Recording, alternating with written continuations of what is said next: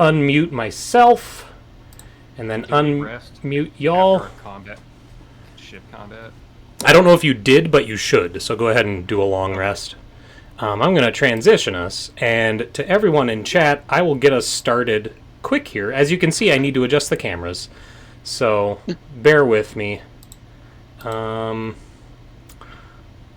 Okay. Let's fix this. Shall we? Let's move this stuff out of the way. This is great. This is great content. It's great. I know. I should have done this earlier when we were actually talking about stuff instead of after all the conversations died. It's fine. No one's watching it anyway. There's two people. One of those is me. Well, okay. There's one person. No, hang on. And it's just so you know, I keep the chat open on the right, and I cover it with my Discord, so I can't actually see what you're saying. Oh, well, that's great. No, we've got Dakama and Effie in chat, who have been here for most of our episodes. Those are two of my WoW friends. So they're listening. They're probably playing the new expansion right now. I wish I was... Well, I don't wish I was. I really enjoy this, but I do. It just came out today. So I'm itching. But okay, let's get this taken care of. Turn on... No. Why is that? Y'all are seeing the behind the curtain stuff here, which I don't normally... I do normally do this off camera, but tonight's one of those nights. Alright, so this is me. So we go here. Let's keep talking about RE9. Non-spoileries. I don't know, talk about something. I'll just keep talking about RE9. Yeah, go for it. Gosh, I don't even know what to say anymore because we gushed about it for like the last 20 minutes off camera. Yeah. It's been great because my brother is playing it too, and he's about 2 hours behind where I'm at. Oh, sure. And so I just get text messages from my brother, like, here, wait, let me pull one up. I get text messages from my brother that are just like, yes, I made it. Wait, no, wait, what? What's happening? Jesus Christ. Fuck. That's hilarious. Or just like, where am I now? What in the 9 realms of hell? This is concerning. There's so much blood. What the fuck? Literally texting you like he's sitting in the room with you. Yeah, well, we do that all the time. We're like constantly talking. That's great. It's great whenever we need to finish our Resident Evil 6. We don't, though. That's the thing. Like, we actually don't. No, we don't. It's okay. It's RE6. We're not beholden to it. No, we didn't even get through half. I don't know how far into Chris's we were, but we're like halfway through Chris's. Oh God, only half. He does like flashback China, flashback China, flashback China. Sure. Like that. And we've gotten back to China. Yeah. I think like it might be the weakest Resident Evil game total. I think it's still a good game. I disagree. I still enjoy it. I did not. I mostly enjoyed. I gotta focus on the camera shit. I mostly enjoyed Leon's campaign. Leon's campaign is the strongest. Yeah, and then the next one was Chris's, and I was right. We were doing them in chronological. Yeah. Mm-hmm. Yeah. There's one chapter in Jake and Cherry's campaign that I think is good, but overall Jake is a needless character that is stupid. So. What is going on? This is great. It's so awful. I might just put us on the 5-player screen and turn. Who are we missing? We're missing Josh. This is a mess. I should have looked at this earlier. I might just put us on the 5-player role-playing screen. Oh my god, it's all messed up here too! Great. We're fine. Everything's fine here. Uh-huh. No, I tapped out halfway through Chris's campaign. I was not having fun. Leon's was absurd beyond what I normally tolerate for absurdity in RE, but I still enjoyed it for the most part. VTuber, welcome. Yeah, I'm getting there. I know it's a shitty setup. That's literally what I'm working on. It's not great. It's really rough. Okay. Oh god. Could just turn cameras off. I have one very small, kind of petty complaint about RE9. Oh, sure. And that is, Leon doesn't have his silver ghost. Oh. His silver ghost. His gun. That's his handgun from RE4, and that is also in RE6, I think. Got it. I don't remember what he uses. Iconic gun. Mm-hmm. I don't remember either. Is RE6? He has 2 handguns too, because everyone gets their own setup. Okay, let's go there. Oh no, he doesn't have it in RE6. Lame. I guess it's only in RE4, but it's by far the sexiest gun. I really want to know how all of this can get messed up when I don't touch it when we're not streaming. Although Requiem is a sexy gun too. Oh yeah, that one was in RE4, right? No, Requiem's the new, Requiem is new revolver. Oh! Yeah, Requiem is the Magnum that is the game is named after. Oh, interesting. I don't know if it's quite that important. I think the gun is named after the game, not the game named after the gun. I wish it were the other way around. Like, I wish RE4 was like Resident Evil Street Sweeper or whatever. That would have been great. It is an important gun, though. Yeah. Basically, the only way Grace can kill shit. All right, this is Max. Did you decode all the blood in the care center? Decode the blood. I definitely missed stuff. Missed stuff.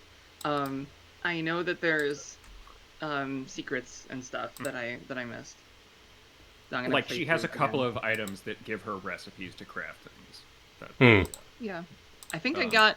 I don't know if I got all of them, but I got the one for. I got the first one. I got a second one that has something else. I forget what, and then I got the one that gives you stabilizers and steroids. That's the last. Yeah, there's one for that. There's one for Magnum ammo. Yes, I got that one. And then there's one for. She has a few recipes to start. And she makes everything out of blood too, which is it's very very funny. deranged. I don't really know. My brother's like, how do I make bullets out of blood? And it's Bloodborne rules. Yeah. Literally it is. It's very and you find this file, and this guy is like, I thought the chemistry sounded insane, but then he showed me his blood collector device, and it totally makes sense. And then you start making things out of blood, and yeah. Okay, that's what the information you get.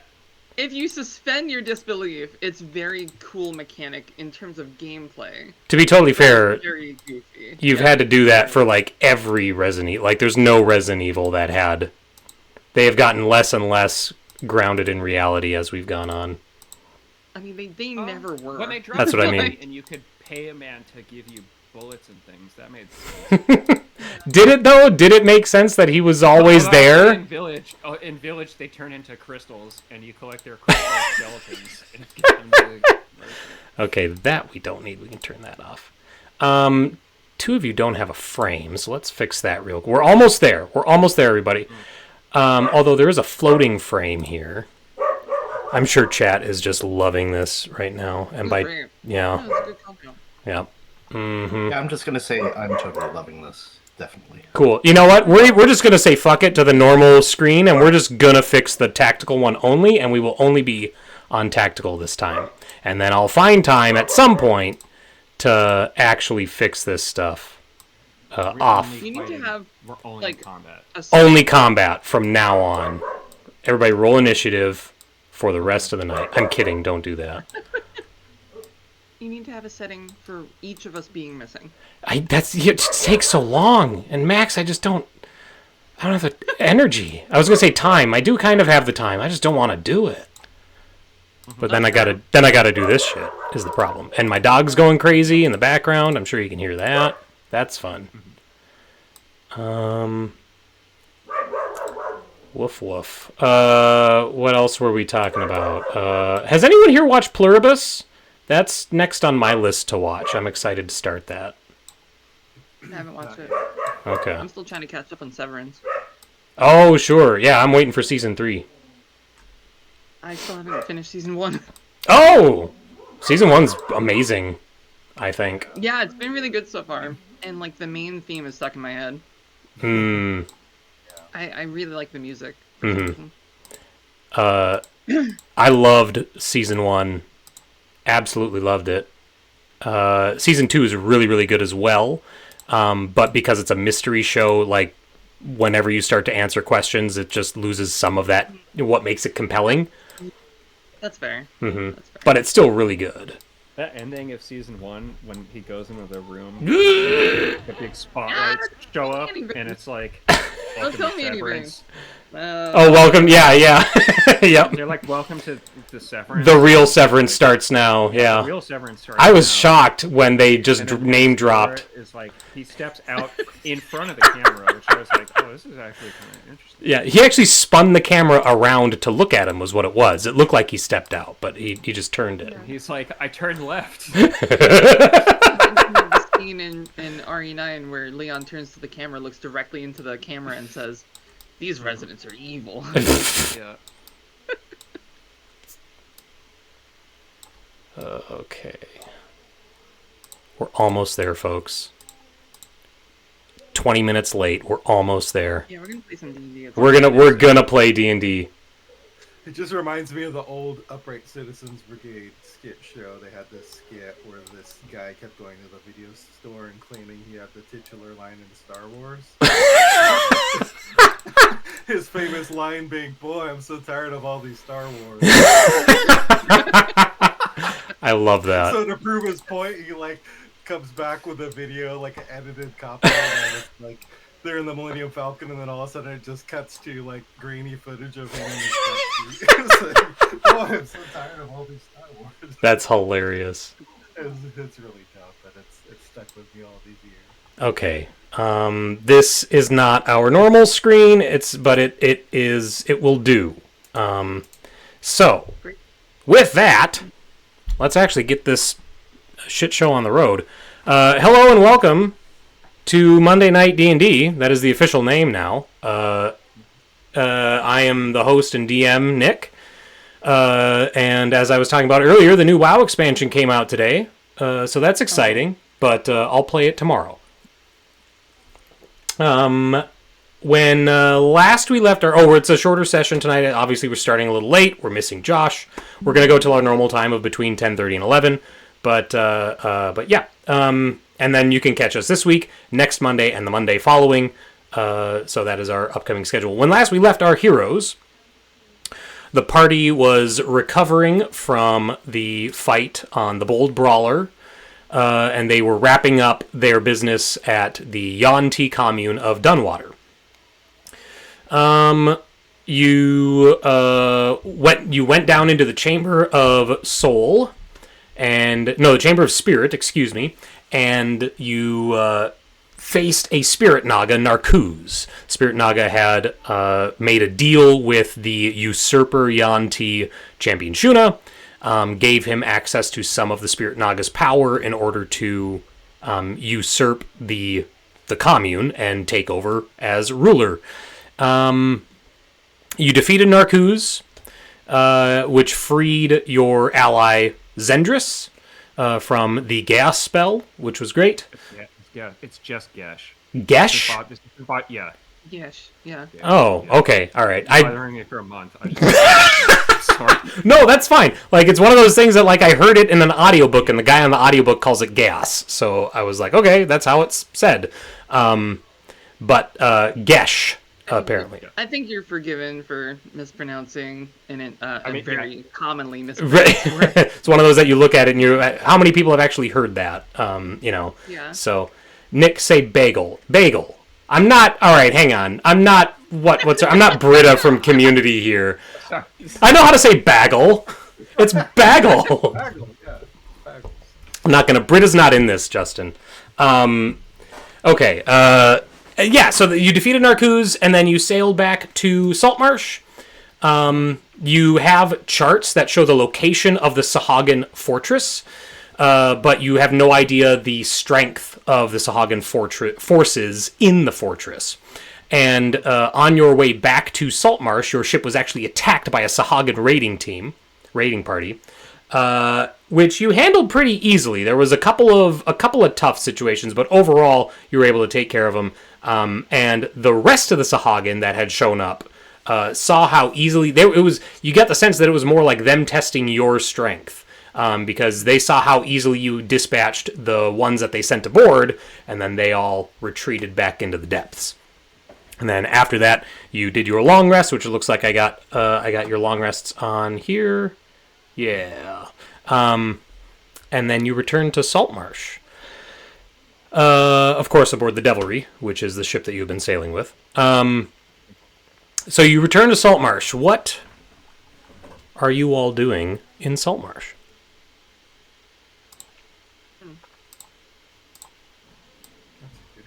That is a good question. As a reminder, it was Kelladek the Unspoken, the mage, the wizard of Saltmarsh, who sent you, quote-unquote, sent you on this mission. He offered you payment if you brought back a Naga egg, which you had the opportunity to, but you chose not. You instead chose to return... There's never a Naga egg. There was an egg that the Naga was corrupting. Yeah, there's the egg that... Yeah. Mm-hmm. It wasn't a Naga egg. That's Sure. That's yes. It was a Quaddle egg, and you returned that to the Quaddle. Yes. Yeah, but anyways, he was the one that sent you to quote unquote sent you to Dunwater. I suppose when you get back, Zendris would probably be like, again, thank you for all of your help, but she would probably head back into town, maybe get a room at the Empty Net. And I told her to help out Dunwater. that is correct. No, you're totally right. So she, when you get back to Saltmarsh, she is not with you because you left her at Dunwater and she's helping there. Yeah. So the thing that I was going to use to transition us back in. Anyway, what are you doing at Saltmarsh? You all who are here. Probably go to Kelladek. Okay. Yeah, might as well.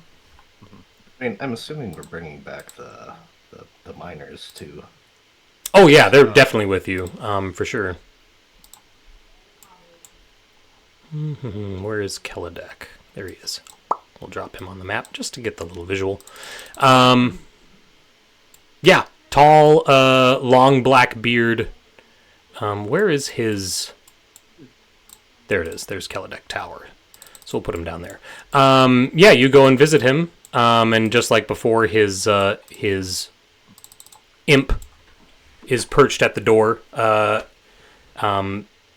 probably shouting at you in Abyssal as you enter in.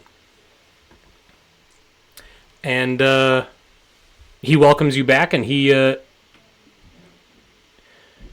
first thing he asks about is how everything went, obviously. I wouldn't say it went well. Hmm. It didn't go poorly. Did you succeed? Pulled into a trap. Oh. Ambush of sorts. Yeah, I tried to poison us, but it's cool. We're cool. We're cool now. The relations with Dunwater have been repaired. Yes. Seems that way. Yeah. Well, good. He's like, then Ambusher, no. I'm glad it was a success. There's Yeah, still a still Sahagin problem. Right.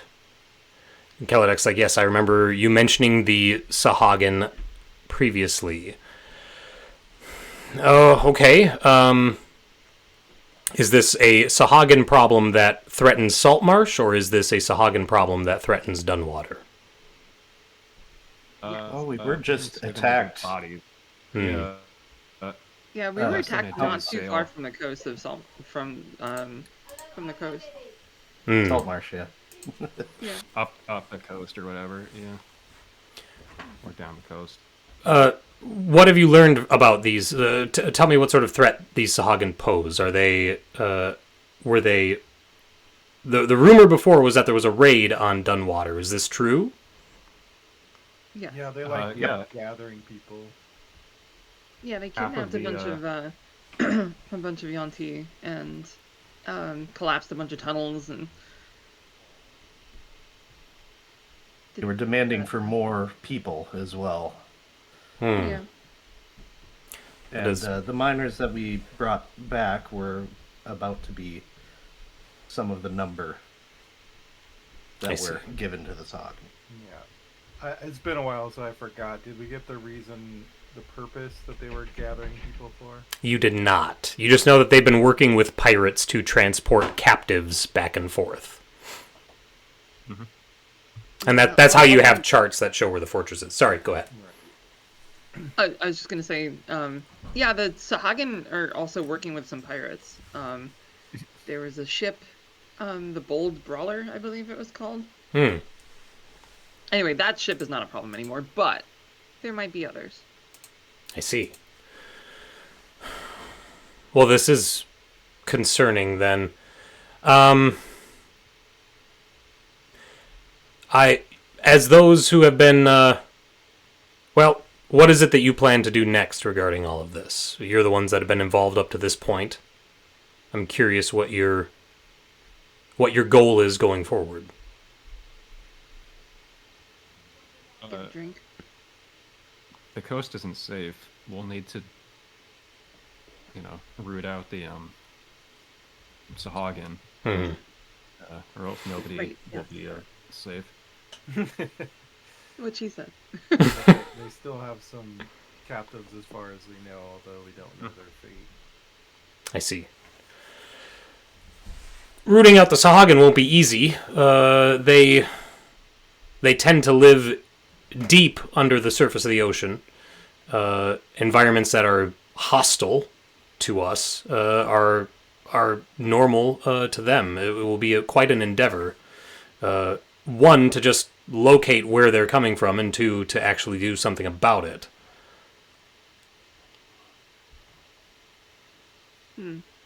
We have a lead on whatever their base of operations is. Really? Yeah, gathered from the raiding ship. Yeah, the pirates that we dispatched. He would ask further about this. Do you show him the charts with the Sahagin Fortress marked on it? Yeah. Okay.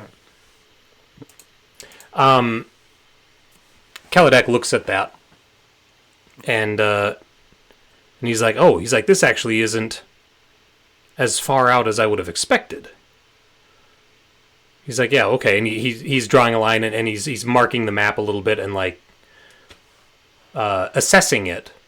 And as he's doing so, you all see that between Saltmarsh and the Sahagin Fortress, there's a small little island marked on the map called Firewatch Island. And he's like, okay, so it's essentially straight south, south by southwest, and just past Firewatch Island, sailing for another day, that should get you out there. He's like, okay. He's like, this is valuable information, having this location.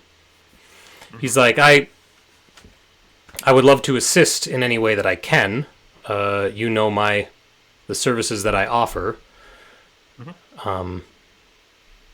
Also, Gellin Primewater has returned to Saltmarsh. So he might be someone to contact as well. I know you've had business with him in the past. Even if that went south, he does have a lot of contacts in the area. He might be able to provide some assistance. He's like, either way, I don't think, not to doubt your skill, which you've already shown to be considerable, the five of you alone, I think, would be hard-pressed to deal with an entire hive of these Sahagin. We'll need your help reaching the seafloor. I know that's on your spell list, so.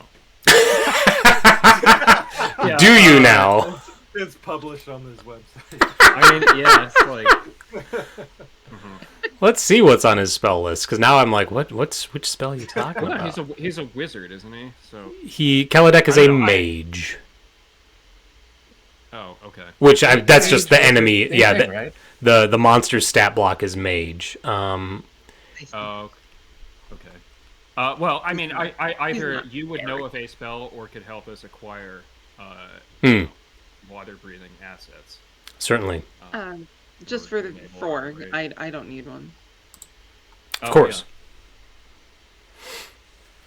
Well, very well. I can see what I can find for you over the course of the next 10 day, and supply those. But yeah, it will take time for me to do so. If you need like potion ingredients or something that we can acquire, let us know. Nothing immediately. I think ideally you would each have some sort of... I think really what we would need is a cap or a helm of underwater action for each of you. He's like, that won't be easy to procure. Especially 4 of them. To be able to breathe. Mm-hmm.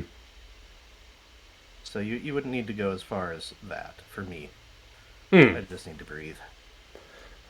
Well then, 3 caps of underwater action and 1 potion of water breathing, I guess. We probably want one for Car as well. Mm-hmm. Yeah. Yeah, that was he's counting Kara in his math. Because Max is good. Yeah, I don't need... I've got my cloak. He says, very well. Well, it'll take time, like I said, but... Go ahead, Justin.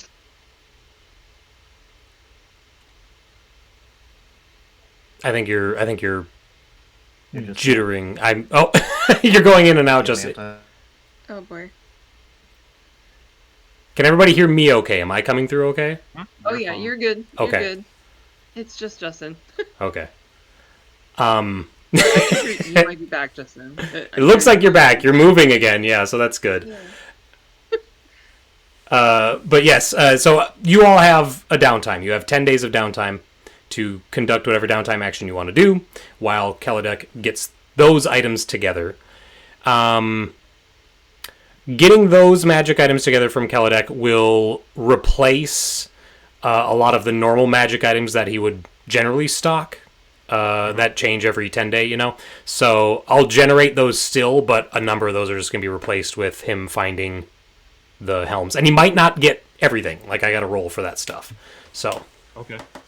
But that being the case, what do you all want to do for your downtime? I'll show the sheet to you.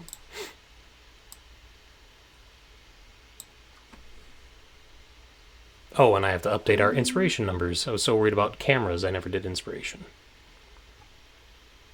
That's all that's available is a bunch of potions? Oh, sorry, that was the last one. I gotta generate new stuff. Oh, okay. Make tasty food is what Justin wants to do. I'll use mine to work with Kelladek. Oh, okay. If necessary. I also wanted to work on long distance communication with like another bag of sending. That's whatever. right. Yes, another messenger's bag. Yeah, so if he needs to supervise me making that, then that could be mine. Why don't you give me an Arcana check for that? Okay. While I get our inspiration numbers back to where they should be. Which we should be at 4, I believe. As a quick reminder to everyone in chat, you should be earning experience points right now. You can spend those experience points to affect the game in ways that our players love by granting them a blessed die, which they can roll and add to their next test, giving them a healing surge, which rolls a hit die, adds their con mod, and restores those hit points immediately. You can bless the whole party, and you can even add an inspiration to our inspiration pool. They have a pool that caps at 4.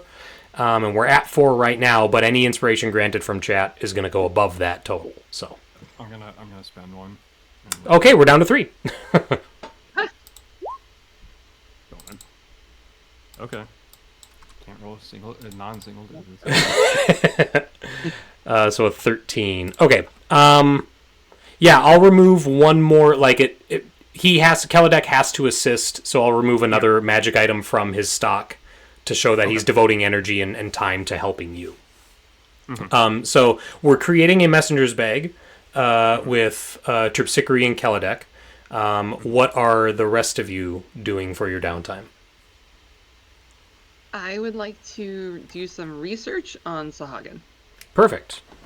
So Roswin is going to work with Crag the Undertaker, accessing Eleander Fireborn's library to learn about Sahagin. I don't need a check. You just learned something. Okay. About Sahagin in general? Yeah. Like, I mean, weaknesses, powers, you know, what are they capable of with tactics? Like, anything, really. Sure. Well, the stuff that you learned about them before was that they can command sharks through telepathy, but only sharks. And because of this, they yeah, it is specifically shark telepathy. But because of this, they choose to often hunt and fight in deep water where sharks are, not necessarily deep, but in water where sharks live. And they will choose that as their battleground if they can. You also learn that you already knew. But two new things, and me reading this tells me how poorly I deployed them last time. They have a bonus action aquatic charge where they swim up to their swim speed toward an enemy they can see. So they get dash as a bonus action as long as they're in water. And they have blood frenzy. Just like their shark allies, they get advantage on all attacks against any target that does not have all of its hit points. That would be the mechanical things that you learn about Sahagin. And I think last time, because I think we did research on them before too, where you learned about shark telepathy, you learned that they work on a caste system.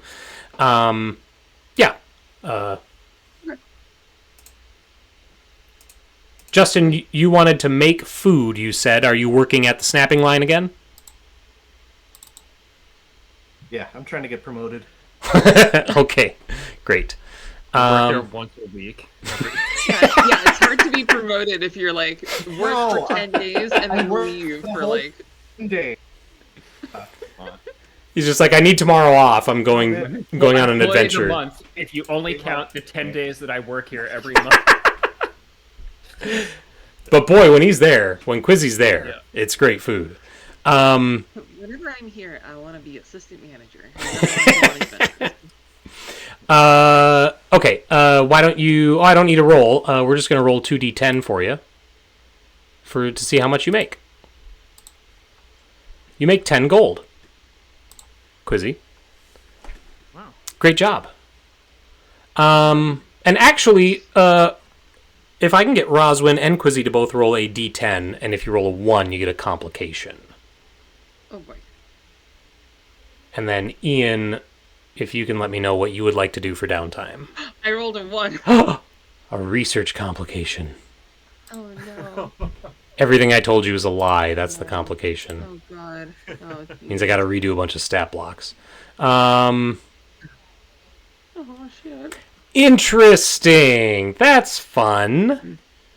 Okay. I need to. I will get back to that complication in just a second. Ian, what are you doing for your downtime? I don't really need money. I think. I think what I want to do is do one of these employments with council members. Mm-hmm.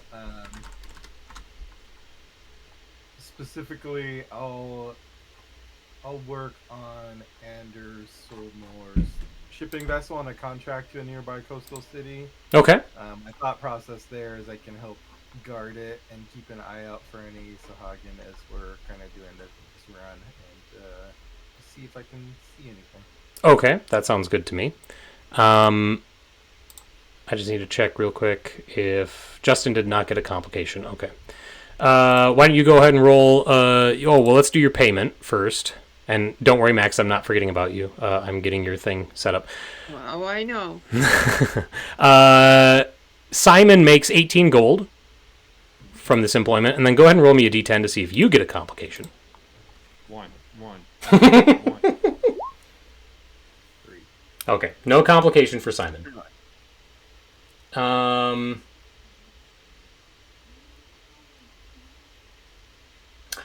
Max, roll me a d6, please. Oh, jeez.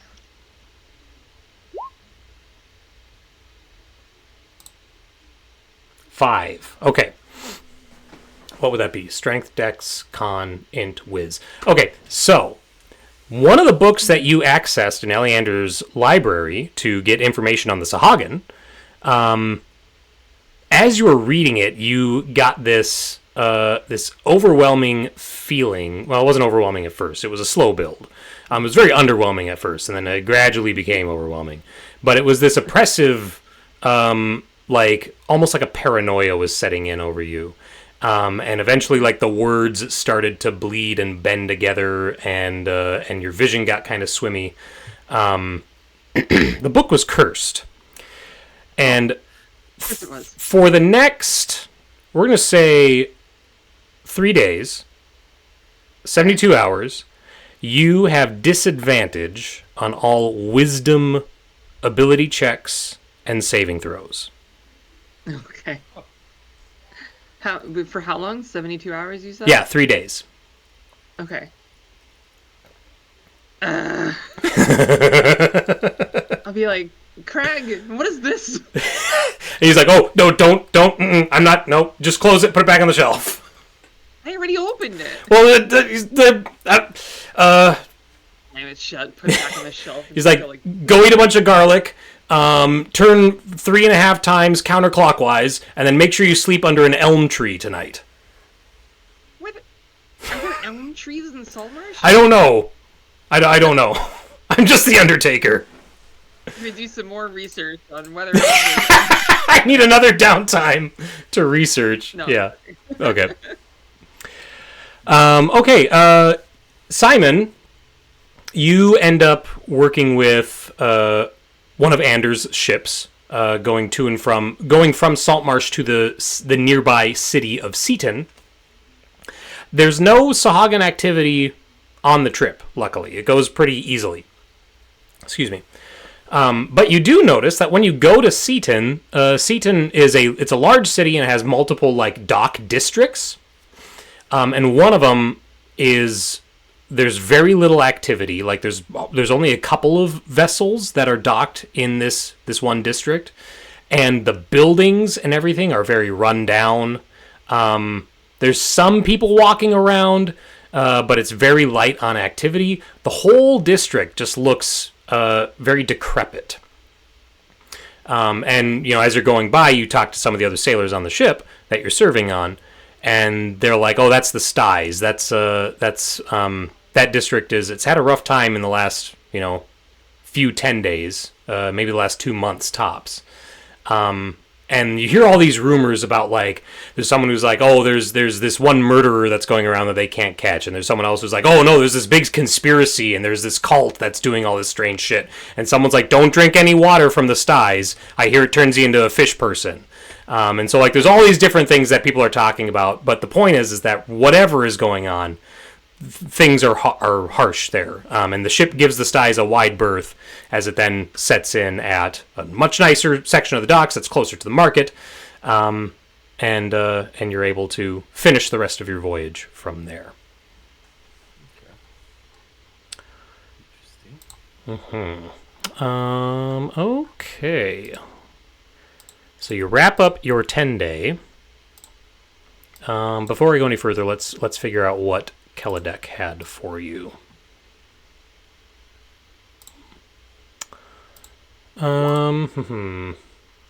Quizzy, did I get my promotion? Oh!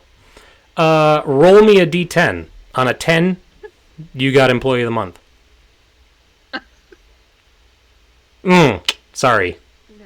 They appreciate your help. Is that the pay that you got too, wasn't it? Oh no, you got a little bit. You got like 10 gold, I think. You're doing well, but unfortunately, no, not quite. There's someone else. There's who is it that got Employee of the Month? Grovis Freesword, who has a ferret on his shoulder. He this is his 3rd month in a row. He's going to be hard to unseat. Yeah. Okay, so Kelladek has. I'm sorry. What's his name again? Grovis. Grovis Freesword. Grovis. Yeah. I'll put it in chat there for you. Kelladek Enemy. Okay. is sworn enemy. Kelladek is able to procure a ring of swimming, which might be useful to somebody. He's only able to get one helm of underwater action.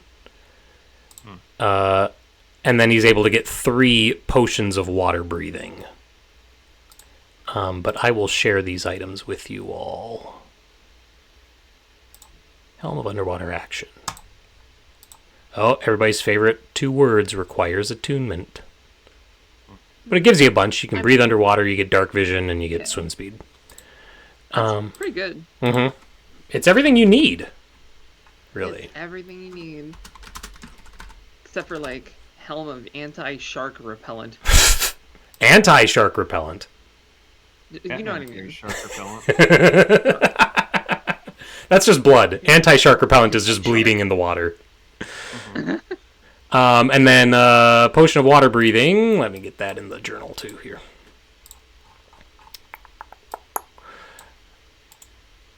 Sort A to Z, and then where is it? So you get 3 of these. You can breathe underwater for 24 hours. That's all it does. Okay, cool. Mm-hmm. That's good. Fem Android, thank you for the follow. Appreciate it. Yeah. Gynoid. I get what you're saying. Yeah. And anyway. That's what. Yeah, anyways. Yeah, Andro and Gyno, yeah. Okay. At the end of your 10-day, and probably when you're talking with Kelladek about getting, about procuring these items, which these he gives you. He doesn't charge you for these. What a mensch. Yeah. As you guys are talking, you hear the bell in Saltmarsh's town hall, council hall, ring. It rings like 5 or 6 times. And Kelladek is like, oh, that's the Saltmarsh Council is calling a meeting. And he looks at his imp, and he says something to the imp in Abyssal. And the imp flies out the window. And he's like, we haven't had a council meeting in some time. He's like, there must be something important coming, something important happening now. He's like, I'll send my imp I'll send Zivmal to sit in and pay attention for me. He's like, but it might be worth it for you to stay up on what's happening. He's like, I would bet that the council is, if they're calling the whole council together and they're ringing for a meeting, he's like, it's got to be something important. Are we allowed to spectate? Or is this a private meeting? He's like, it wouldn't ring the bell if it were a private meeting. Ah. Fair enough. I suppose we should go check it out then. Sounds like a plan. All right. Yep. I'm going to move us to another map. Tactical map. Tactical map. For the town hall. Doors are open. I'll just open these first 2 doors. Council Hall is a large building, roughly in the middle of Saltmarsh. And you guys are standing outside the building. We'll get Kara out of here. She's sleeping, I guess. Sleepy Kara. We have not moved maps, just so you know. You're right. I moved maps. You guys just got to catch up. There we go. Thank you. Mm-hmm. So you are at the southern edge of this map. You're seeing open double doors ahead of you. There is a long, a wide desk, front desk there, and behind that is a male human. He's sitting there. He looks frazzled, looks overworked. He's dealing with a lot of papers, and he sees you all, and he's like, "Are you here for the meeting? It's back there," and he points over his shoulder. Yes, my good man. He's like, "Oh, thanks." Shuffling through all his papers. Is there an agenda? Or... Why does the council need like an entire government built?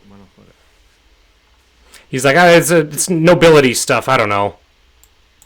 Quizzy rips open the door and moves into the council chambers. And you see at the far end of that room, Quizzy, there's a large table. The 5 council members are just starting to sit down. They're talking between each other. And there's, of the whole town of Saltmarsh, public meeting, there are 2 people here. There's a dragonborn seated on the left side of the room, and there's a male human seated on the right side of the room. And both of them turn and look as you all come in. And the dragon, and the male human is like, he's like, popular meeting today. I was just laughing at the door opening and closing. Oh. Like opening. That was me closing it. Sorry. Yeah. The Fury was closing it. Like, no. Nope. I'll sit all the way in the back, Sorry. like the C+ student that I am. Quizzy is excited. In fact, maybe he'll go up to the table and check it out. Oh, 'Cause jeez. it looks like there's lots of cool stuff on it. So you would recognize immediately Gellin Primewater, seated at one corner of the table, and Eleander is seated kind of at the opposite, well, not really opposite, but the other corner. And then there's a young man between them who Ian would recognize, or Simon would recognize as Anders Solmore, the man who hired you. And then there's a dwarf on the far right, and then an older woman on the far left. And Quizzy walks up, and the counselors are all talking to each other. They haven't addressed the crowd yet. Now that it is a crowd, and they see Quizzy walk up, and the older woman seated on the far end is like, "Would you mind taking a seat, and we'll address you when we're ready." Well, Quizzy has some bacon wrapped asparagus that he puts up on the table, and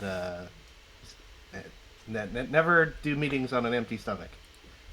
The dwarf woman is like, "Oh," she's like, "Oh, thank you," and she goes over and takes that and immediately takes one and starts munching on it. Yeah. And he takes one too because he's hungry. and Gellin like offers a nod to Quizzy, and he's like, "Thank you, my good man." He's like, I'm glad that you and your companions came to this. He's like, you might find that we have need of your services.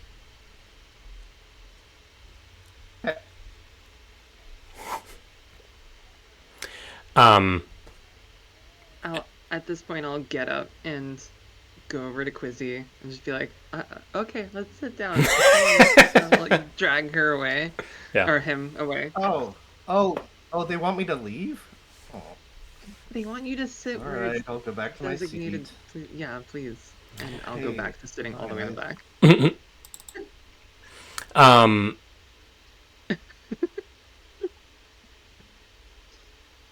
Okay, so once everybody's in there, and they talk a little bit amongst themselves, then after a moment, Eleander stands up, leaning on his cane, and he looks at you all, and he says, "Well, we have some concerns. Keladek has informed Gellin, who has informed the rest of us, of some news that you brought back from your recent excursions to the swamp and the commune of Dunwater. He's told us that you believe there to be a threat coming from the ocean, and between Saltmarsh and this threat is a hermitage on an island, Firewatch Island. We have people on Firewatch Island that we have a trade group or an agreement to supply them. We're concerned for their safety. If your endeavor is already taking you past that island, we ask that you stop and check in on the hermitage. It is very likely, at least from my understanding, that if the Sahagin would come to Saltmarsh, they would likely mark that island as their first target."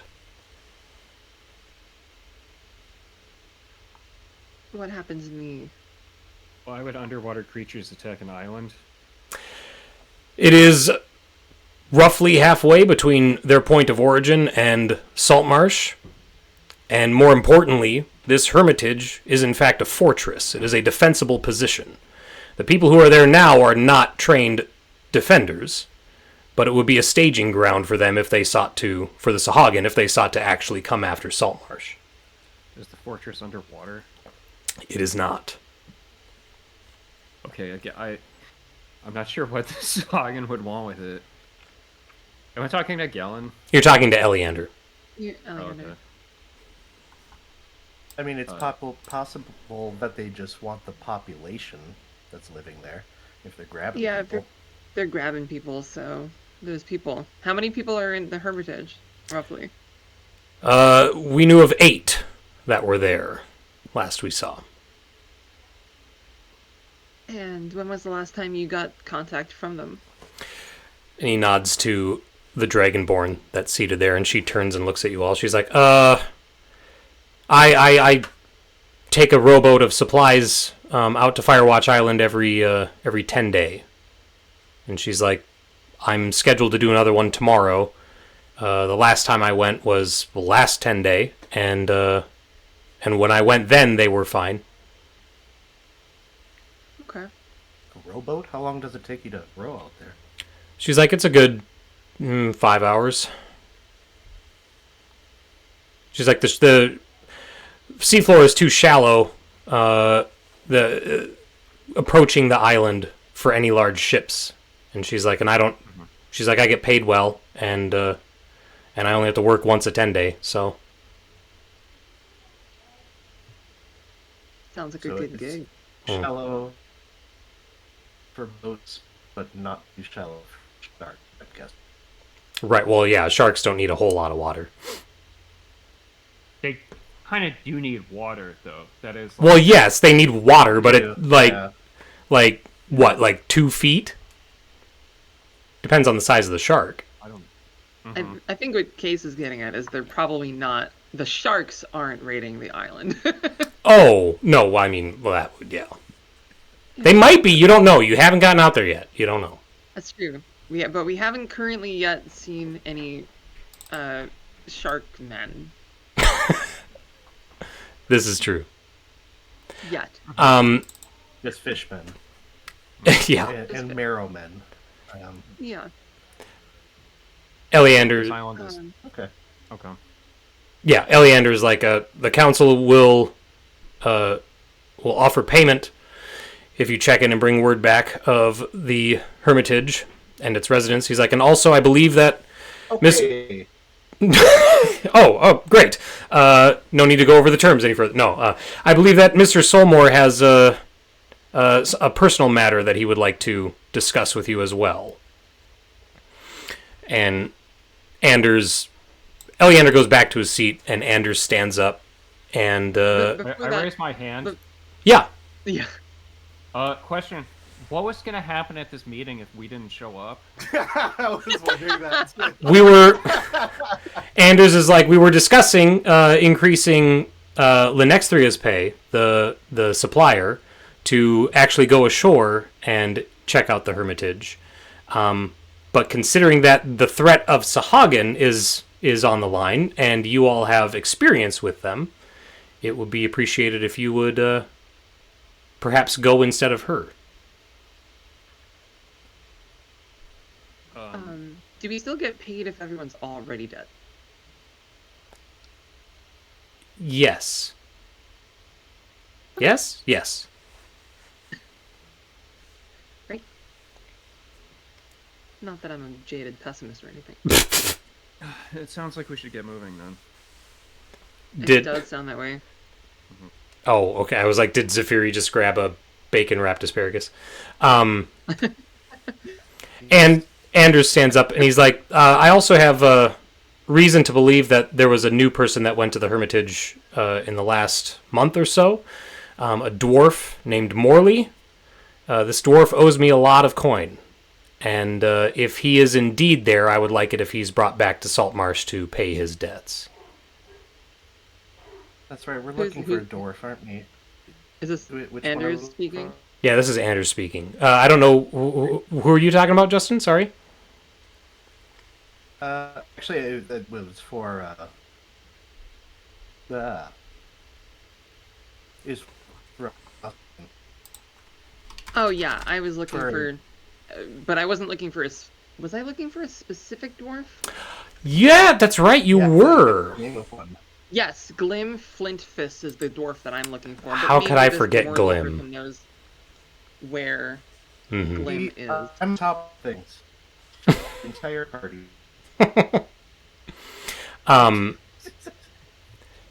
Yeah. So Anders is like, if you could bring him back, so that he or get him to give you the money for his debts, that would suffice too. He owes me a sum of 8,000 gold. Money. Why I'm do you not sure think if he we're would be on really the in the island business with of debt money? enforcement, but We're not bounty hunters. I'm not asking you to collect a bounty. I'm asking you, since if you choose to go to the island, if you could simply check for Morley and either bring him with or collect this payment.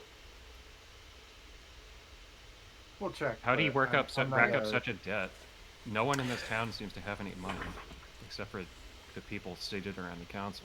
He owned one of the ships that was working for me, and well, let's just say that he was caught carrying contraband and fined for it. Find 8,000 gold. Correct. Isn't the guy kind of who's contraband is he carrying? heavily enforcing the trade restrictions seated right next to him? Correct. He is. And the guy that you know that deals in contraband is seated on the other side of him. Interesting. Yeah. All right.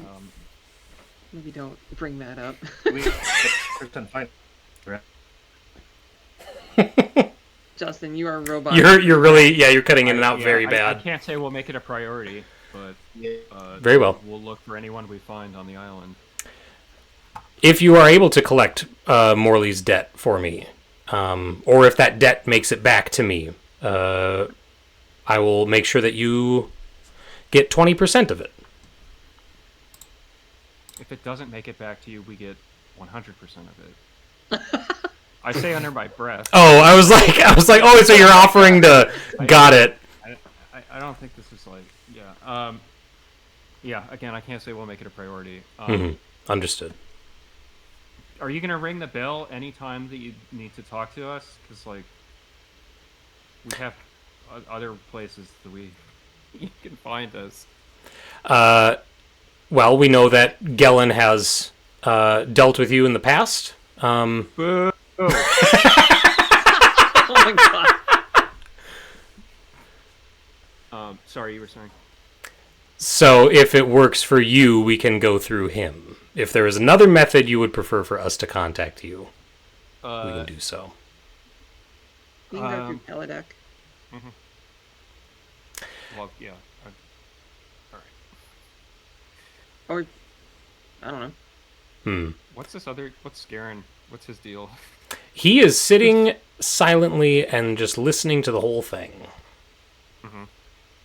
Actually, let's see. Are you We just a fan of... Yeah, oh, okay. we have passive perceptions of like 15 and 16 in the party, right? 15 for Quizzy. Roswin has disadvantage on it, so that would... Yeah, I don't know how that works with passive, but... It drops it by 5. Yeah. Okay, so yeah, I'm down to 11 then. So we have a 15 though, right? Quizzy, I thought I saw you nodding. Yep. Okay. I've got 15. Quizzy would have noticed that when Anders stood up to talk about the debt that Morley owed him, Quizzy, you saw Anders shoot a glance to Scarin really quick. Scarin being the man seated on the other side of the hall. Does he look like a civilian or an adventurer? He doesn't look like an adventurer. He's dressed very nicely. Probably civilian. He's very tall, thin, very hawkish sort of face. Yeah. Cool. Alright. Okay. Yeah. If that will be all, your councilship, we seems like we have a lot on our plate to clear. The older woman on the end of the table stands up And she says, very well. She says, if there's anything else you need from us, please let us know. Lenextria is scheduled to leave tomorrow morning at sunrise. She's like, we hope that you will either join her or meet her there. Mm-hmm. And then the council would adjourn. If you happen to have any things of water breathing or water action, they might help us help you. And they all kind of look at each other. And Gellin leans forward in his chair. Another bacon wrapped. Gellin leans forward in his chair and he says, I would direct you to Keladek, but it sounds like you've already been working with him. Yes, we have a few items from him, but he was only able to procure the minimum that we might need. Might be good if we had others, but if you think that suffices, we'll try to make do and hope that we come back alive. Gellin's like, unfortunately, it's not about what we think will suffice, but it is rather more about our means. To my knowledge, none of us here are sitting on artifacts that can assist you in that regard. And he kind of glances around the table, and they're all like, nope. Mm-mm. Prairie Dog in chat, we have a hollow reed you can breathe through. Yeah. Very long. Just one, you all have to share it.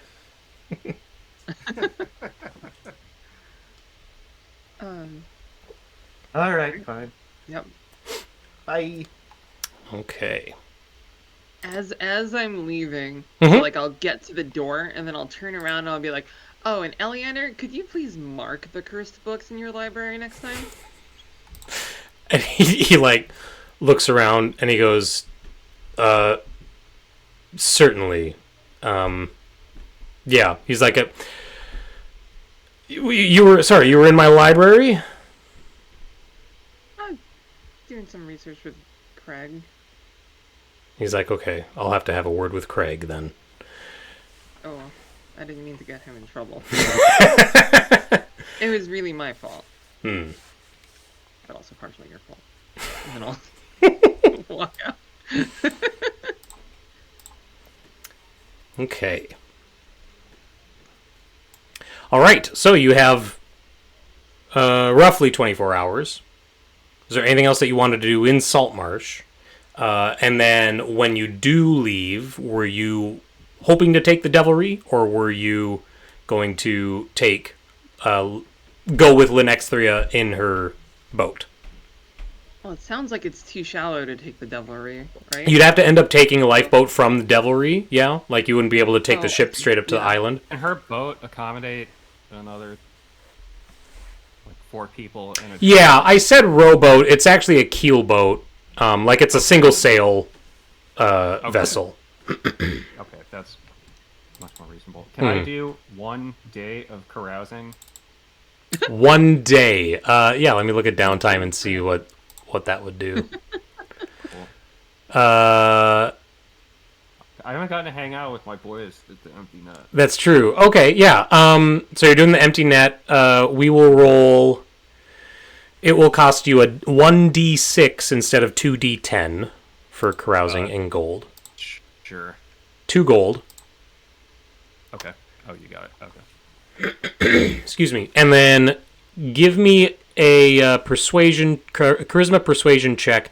I'm going to up the DC for it, though, just because it's 1 day as opposed to 10 days. I was just about Not to... rolled in, but yeah.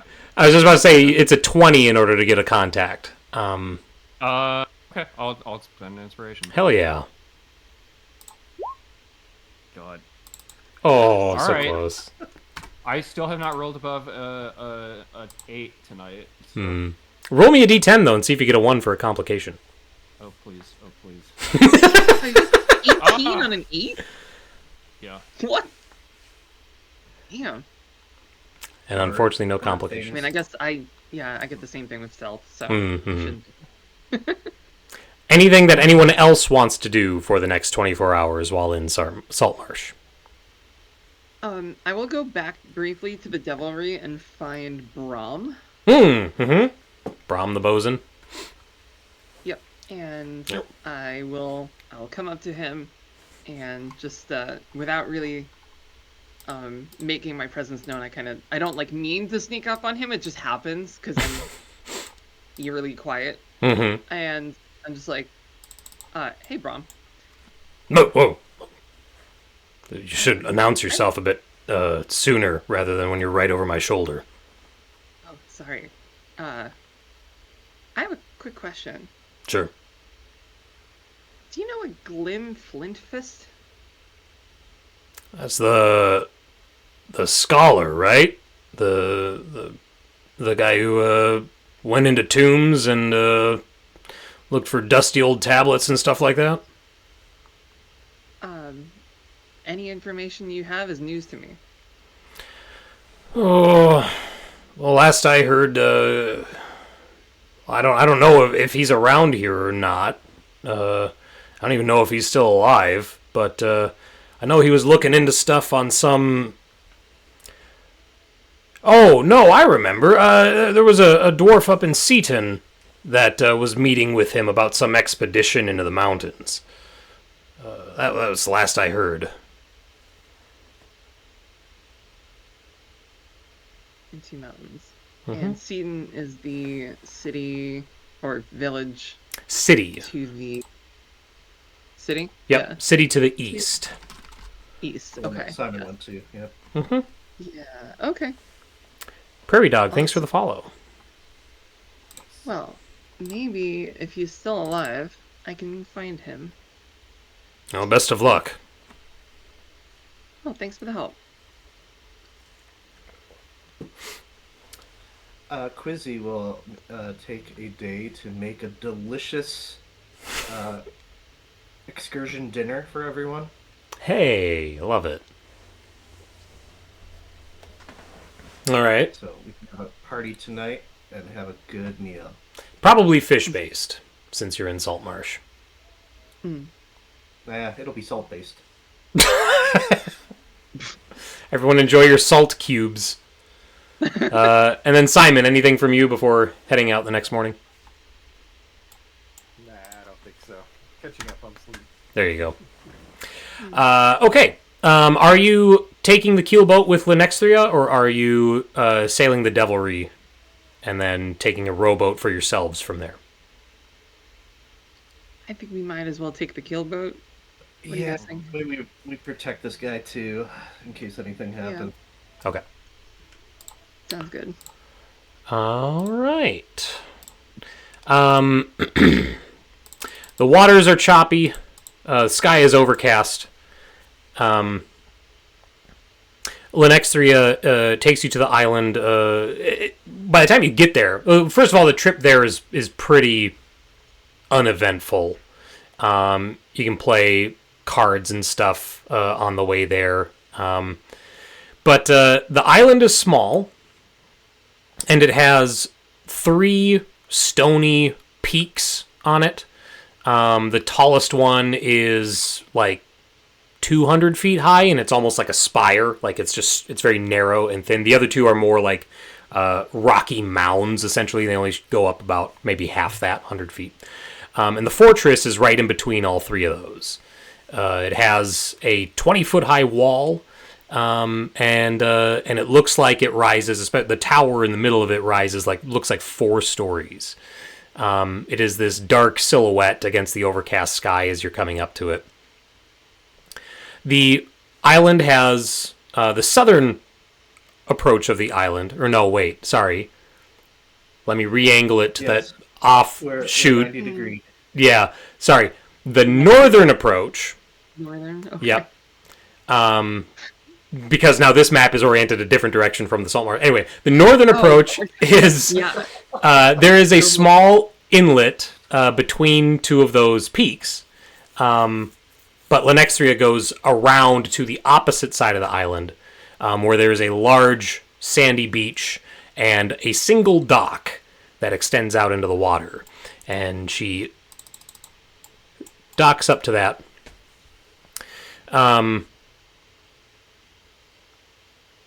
And she starts offloading cargo. And as she's doing that, the supplies, crates and barrels of stuff, foodstuffs and perishables and everything for the island, she kind of stops for a moment and looks around. And she's like, huh, that's weird. She's like, normally someone comes out here to collect this stuff, but no one's... She's like, I come the same time every day. They know I'm... Well, Yeah, we we'll came have here the knowing Fury that do a there's a... flyby.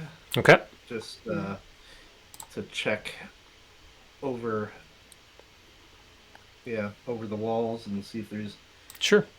anything that might indicate anything. I'll move us to a new map. Everyone is there. This is a large map. All right. So Zephyri, remind me, you can't see through Zephyri's eyes, but she can communicate with you about what she sees? No, actually, I have a beast sense that I can cast with a ritual, so I can see. Okay. So there's the wall straight ahead of you, which is straight. I'm just going to use the map orientation because it's easiest and we all understand it. Straight south of you is the wall, the northernmost wall of the fortress. There is an open archway that leads in. That's why you can see through part of it. Zephyri, on the other side of that wall, can see... It's a garden. It's a very well-kept garden. They have their own crops. She notices that towards this side of the wall, I'm pinging, but again, this is a very large map, so you might miss it. Towards the western side of this area, there's a huge tangle of very thick vines that all kind of wrap in and around themselves, very close to the stairs that go up to the top of the wall. And then there's a narrow path on the east side, so the wall butts up against the stone mountain, or hill, I guess, on the east side. But in the interior of that courtyard, there's a narrow path between the fortress itself and that rocky outcropping that leads around to another yard in the back. And you see two people tending to a cistern. It actually looks like they're looking around. It's like a big cistern in the back of the fortress in the yard. Two women are poking around back there. And then she sees a rowboat, a broken rowboat in that inlet that you saw when you first approached, which is basically directly opposite of where you landed. That's what Zephyri sees. All that. So no signs of raid. There are humans about. Sahagin don't generally have the ability to shapeshift. Or No, but we know that they're working with pirates. that is true. Just to be safe, we knew coming here that there was a chance that the Sahagin have attacked. Just to be safe, what's this dragon lady's name? Lenexthria. I'll put it in chat. Lenexthria. You should stay here until we give the all clear. She's like, I never approach the fortress. She's like, I'll take the keelboat out. She's like, and I'll hang out until sundown. So you have all day. Just signal me when you want me to come back. How should we signal you? Why don't you ever go on to the island? She's like, it's not... Normally people come to this is the first time someone has not been here to collect supplies. She's like, I don't have a need to.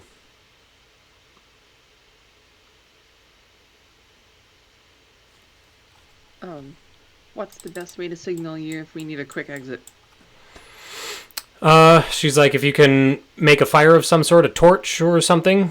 She's like, I'm not going to be so far away that I won't be able to see the smoke. Alrighty. Sounds good. Zephyri, as Zephyri is flying around the island there,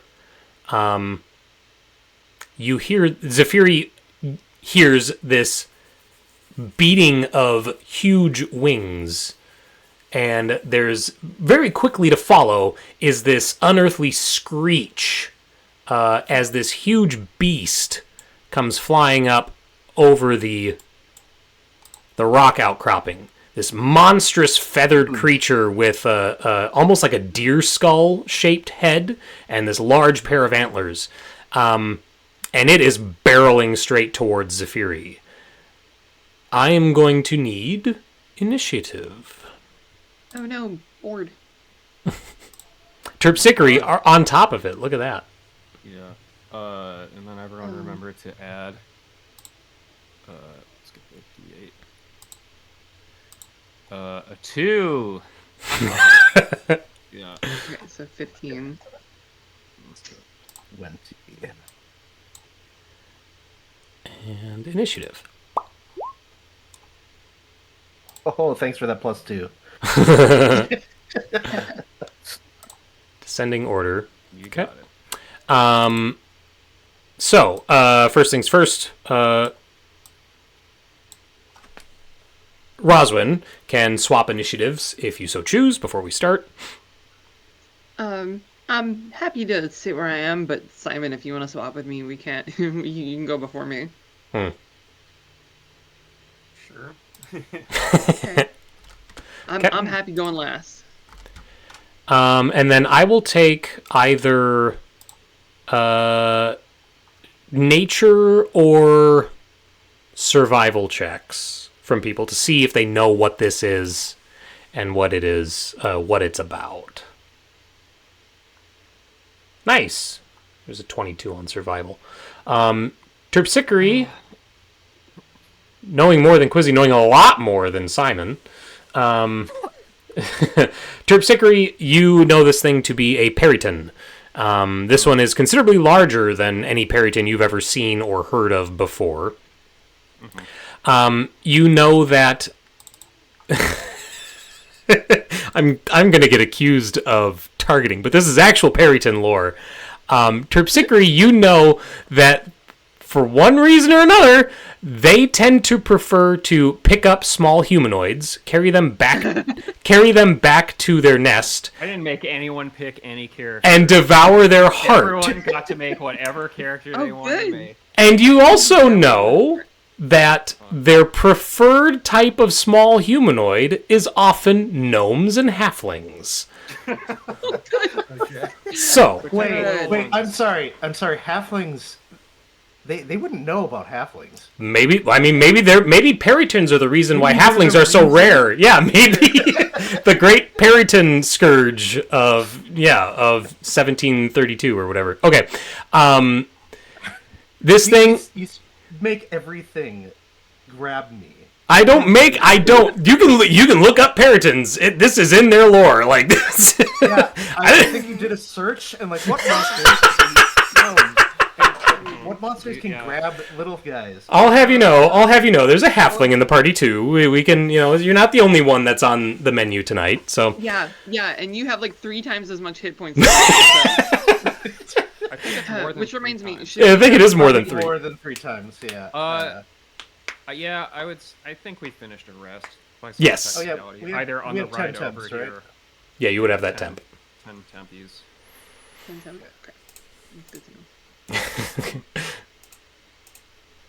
know. All right. Okay, so the peryton and Zephyri are 30 feet in the air, and then they're also however many, like 70 or whatever feet away from you.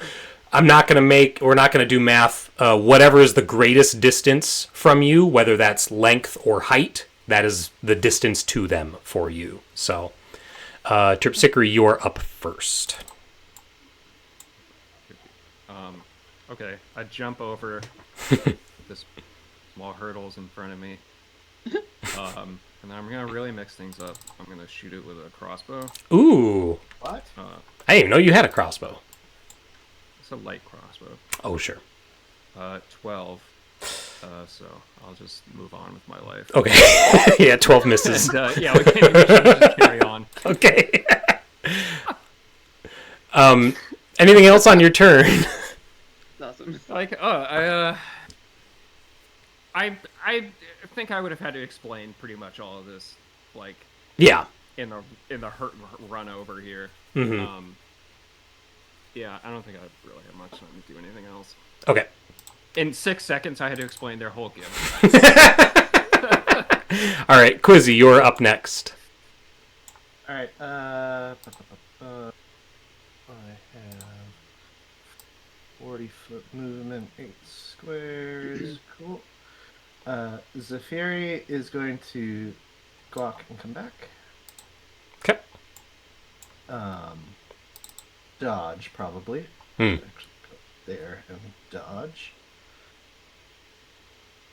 There we go. That's the dodge one. And let's see, what's my range? Here. Okay. Then yeah, I will cast Hunter's Mark. Okay. How? And then I will shoot this guy a couple of times Sure thing. with my bow. Oh, it's no longer a longbow of dragon slaying, but I still say that it is. So for 14 to hit. 14 hits. Oh, hooray!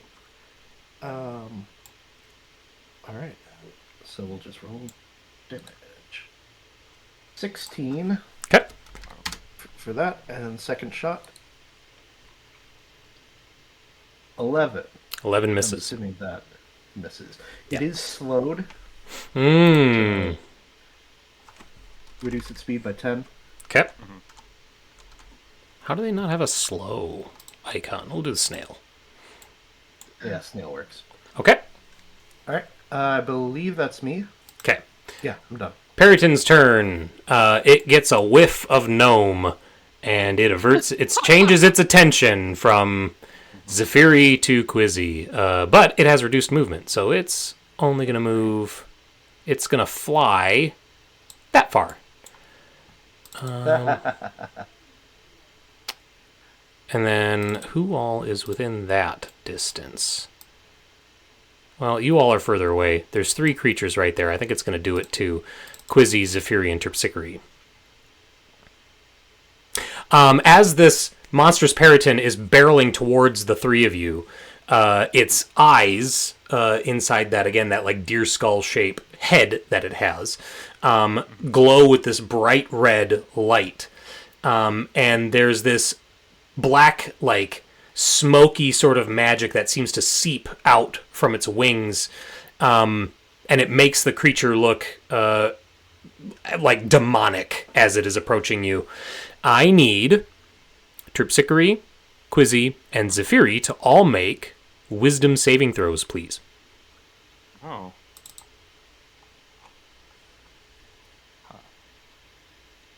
18. Okay. For me, Zephyri. Wow. Just 10. Okay. Zephyri doesn't get the advantage. Got it. Terpsichore and Quizzy are immune to the monstrous peryton's warp shadow ability for the next 24 hours. Zephyri, however, is stricken with a curse. All of Zephyri's attacks, ability checks, and saving throws, we roll a d4 and subtract from each of those. For every attack, ability check, and saving throw. At the end of each of Quizzy's turns, Zephyri can repeat the saving throw to try and shake it off. Yeah, that's its action. And that is its turn. Simon, you are up next. I'm still pretty far away. Simon doesn't know what this thing is, but it does look hungry. So Simon will... I'm going to use my action to dash.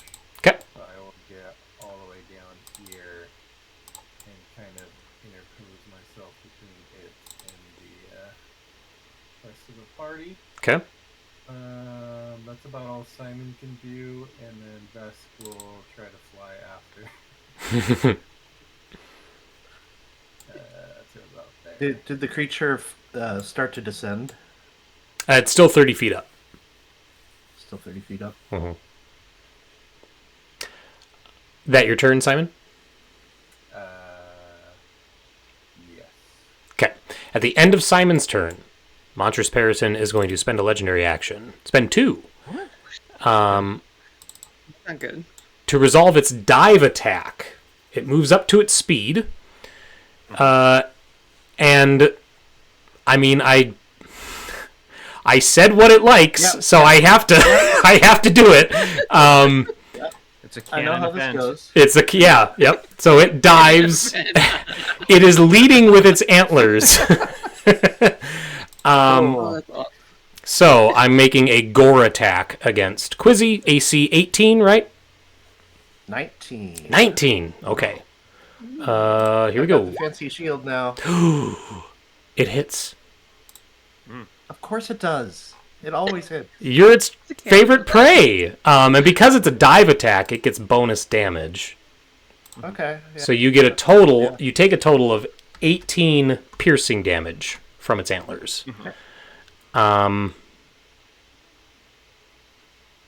Yeah, that was 2 of its legendary actions. That's its turn. Roswin, you're up.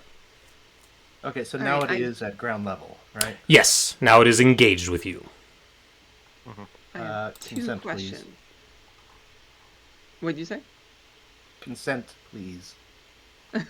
Consent for Sorry. what? Engagement. Oh. Oh. I see. I have 2 questions. One, Okay. did Terpsichore say the stuff that she knew out loud? It Yeah, sounded that like was- she did, yeah. Yeah. Okay. Mm-hmm. It's gonna try and pick you up and drop you. This pretty much is. Yeah. Is this like a dock on stilts that you can hide under, or is this like a boardwalk? Yeah, it is. I would say it's raised. Here, let me put a line on the map, because obviously the land slopes up as you go in. Right. So I'd say that Right. about there. Well, you're small. I'll move that 5 feet closer. That is where you would be unable to. Beyond that line is where you'd be unable to go underneath it. Okay.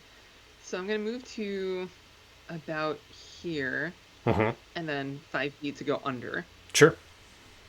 and then I'm gonna hide with my bonus action. Okay. Woo. 7. You are hidden. And I'm going to, I don't know if this is gonna help at all, but I'm going to so I've grown much more proficient with my powers in the last month or so. Mm-hmm. So I'm feeling a lot more confident about this, but I basically weave some of the ectoplasm that is constantly this ghostly thing that haunts me, and send it out to form a silent image Ooh. Okay. of a different gnome Mm. emerging from the boardwalk and walking that way. You Okay. can see my ruler. Yeah. That's as far. What? So it emerges, and then how far does it walk? I don't know if it walks at all on the turn. Let me see. Hold on. I'm just gonna click on the thing. Mm-hmm. Um, I'm making a duplicate so- Quizzy. As a magic action, I can cause it to move. So right now, it Got just it. appears next to Right now, it's just right there. Okay. I'll make But it. later, I can spend an action to have it move. Sure. Okay. Purple Quizzy is the image. Yeah. And that's my turn. Okay. What can it do? Yeah. Okay. This thing's decently smart. At the end of Roswin's turn, it spends its last legendary action to take the detect action. It knows that Roswin disappeared, and it's like, Oh, no. that one looked tasty too. I better keep track of it. So it's going to make a perception check, and thanks to its keen sight and smell feature, it gets advantage on this check. So I'm going to roll that with advantage. Okay. It still appears to be focused on Quizzy and perhaps other Quizzy. That is its final legendary action. Terpsichore, you are up at the top of round 2. I will use our favorite spell, Command. It's a DC 15 Wisdom save. I will instruct this thing to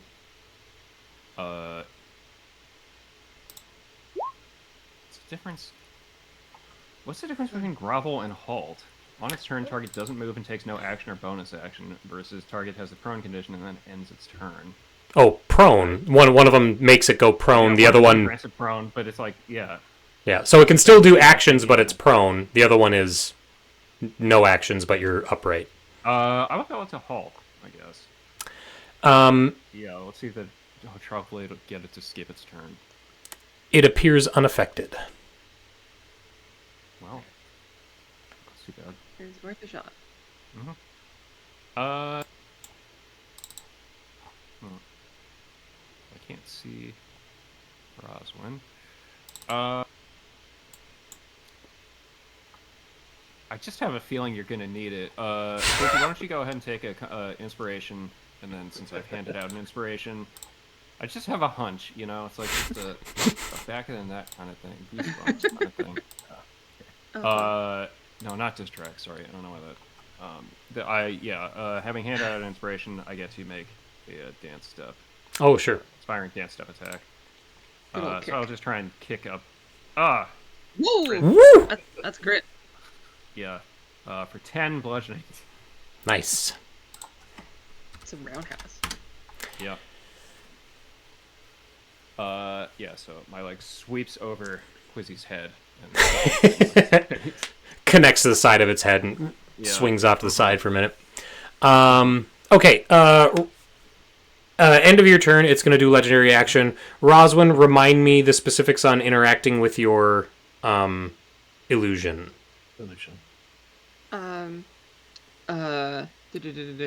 It's purely visual.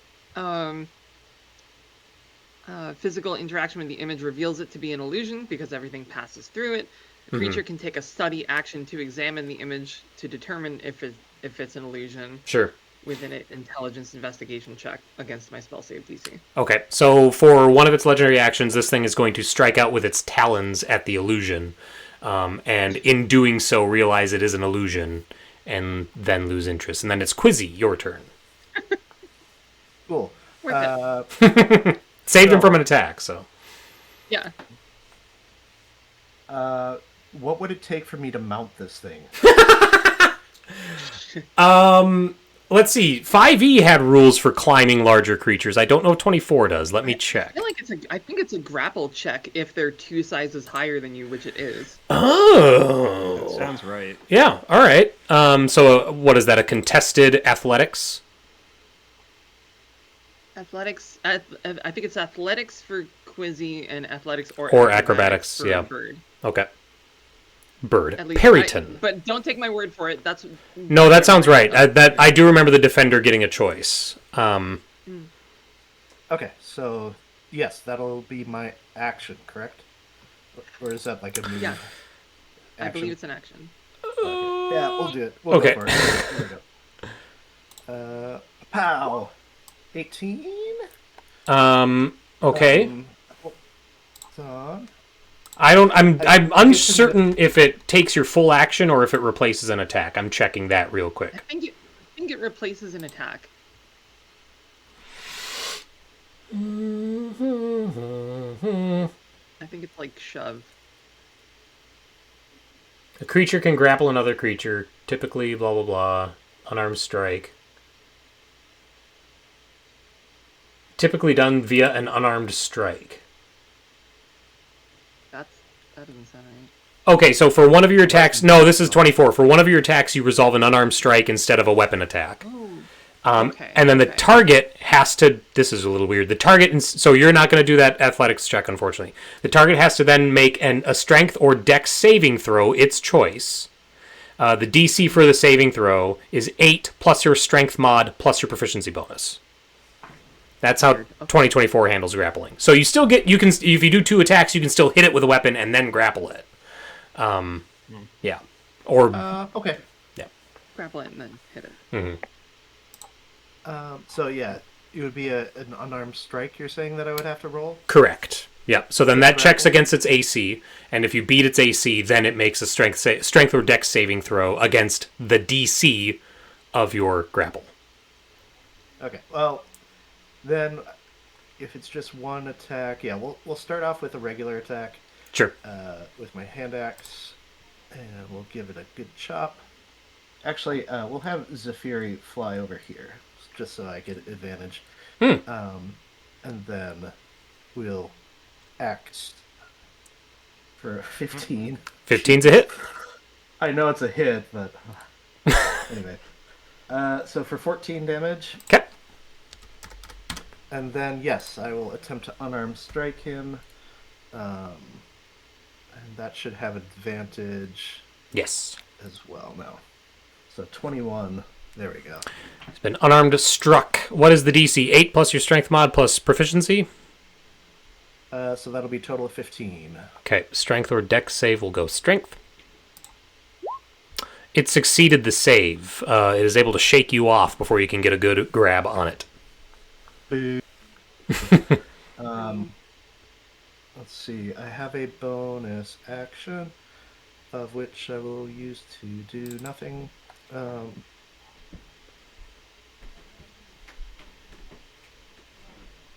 Yeah, I don't have anything cool. Okay. And I misplayed legendary actions. Those don't recharge it. Oh, go ahead. If I could use my bonus action, I may have attempted to use ensnaring strike on my attack. Is that okay? No, that's too late. Yeah, I think because you rolled a test after. Yeah. Okay, but I did misplay legendary actions. Those don't refresh until the start of the creature's turn, so it shouldn't have done its Talon's attack against the illusion quizzy. So it's going to do that on its turn instead. Okay. So as part of its multi-attack, it does a Talon's attack against the illusion, and then it'll do a gore attack against actual quizzy. But it misses. Yeah. And then, using its flyby feature, it's going to go 30 feet back into the air. Okay. I saw the head shake there, Ian. Right before my turn. Yep. Mm-hmm. So Sentinel is still an opportunity attack, so if it ignores opportunity attacks, you can't. it does. Yep. Yeah. Well, actually, after I would have had to do that before. Okay, never mind. When he Okay. attacked the illusion, I perhaps could have used Sentinel to smack him, Oh. That's good. and then that would have made his speed go to 0. I'm okay if you want to. A creature. Oh. We'll just let it go. Okay. That's fine for now. It's 30 feet in the air at the end of its turn. Simon, you are up.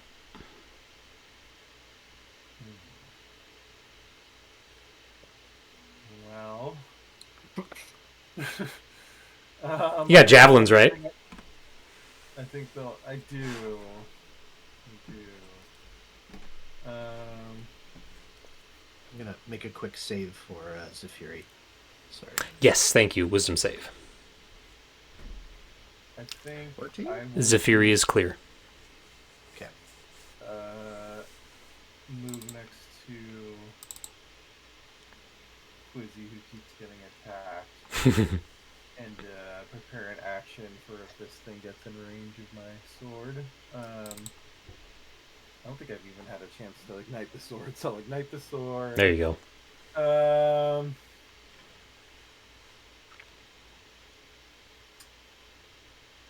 30 feet in the air. I guess I could have Vest fly up there to attack, but then Vest would have to land. That's the part he has problems with. Yeah. It's the landing. Can you pull it down with the gravity breath? Yeah, I was thinking that, but it's only 15 feet, so Mm. I get me off the strike. Yeah, that won't do it. I'll just have Vest move next to me, I guess. Okay. That's the end of your turn. Also prepare to attack if anything gets in range. Okay, at the end of your turn, Peryton's going to use its dive attack again on Quizzy, bringing it within melee range of Vesk and Simon. So Okay. I'll let you roll those first. Simon What's your shielding thing? Is that also reaction? Believe is actually. Sorry, ignore that. Ignore that. Sure.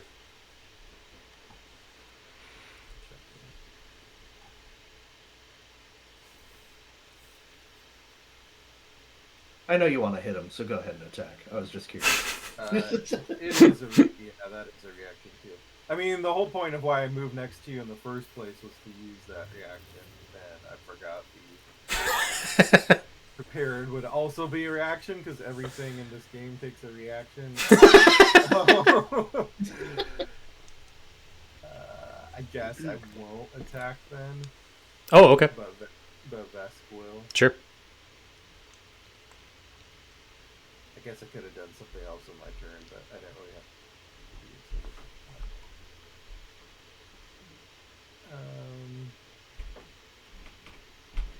Alright, Vesk will attack. Ooh, 20. 23 hits. That is just 5 damage. Okay. And then I will instead, because I know you're going to attack Quizzy, yeah. I will use my reaction to impose disadvantage on any attacks against Quizzy. Okay, so it's attacking against AC 19 with disadvantage. Gore attack incoming. It misses. Yeah. Thank you. That is its first 2 legendary actions. So now it goes to Roswin. Alright, I poke my head out and shoot it in the face. Okay, combat. You have advantage from unseen attacker. 18. 18 hits.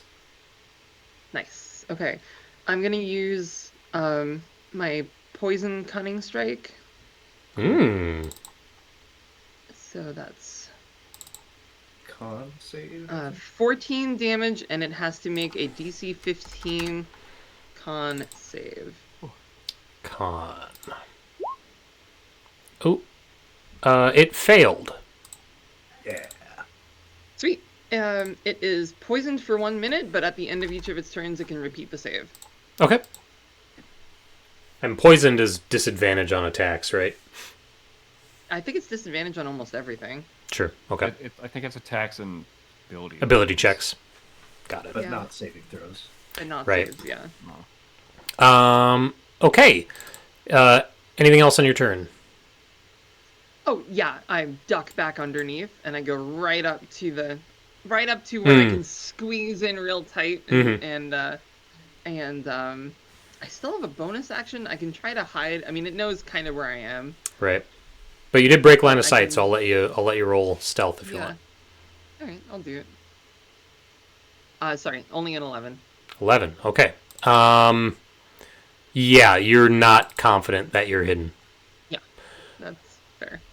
End of your turn, it's gonna.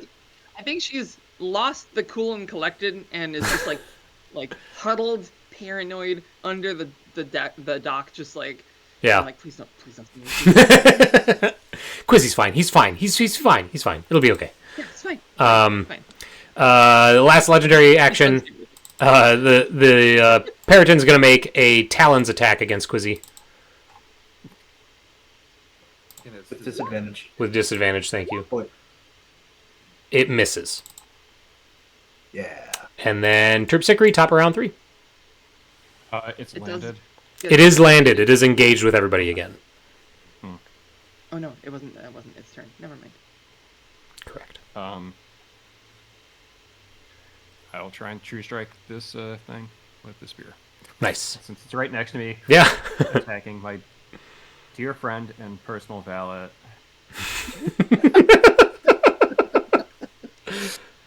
26 hits. Holy shit. God damn. He's almost a For crit. 9 and true strike bonus of 2. And then with 11. Because he still has his inspiration. I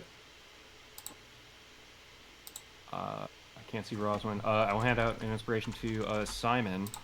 So you have a D8 to use at your discretion. And then Try another inspiring dance step on this thing's dome. That 11. Oh yeah.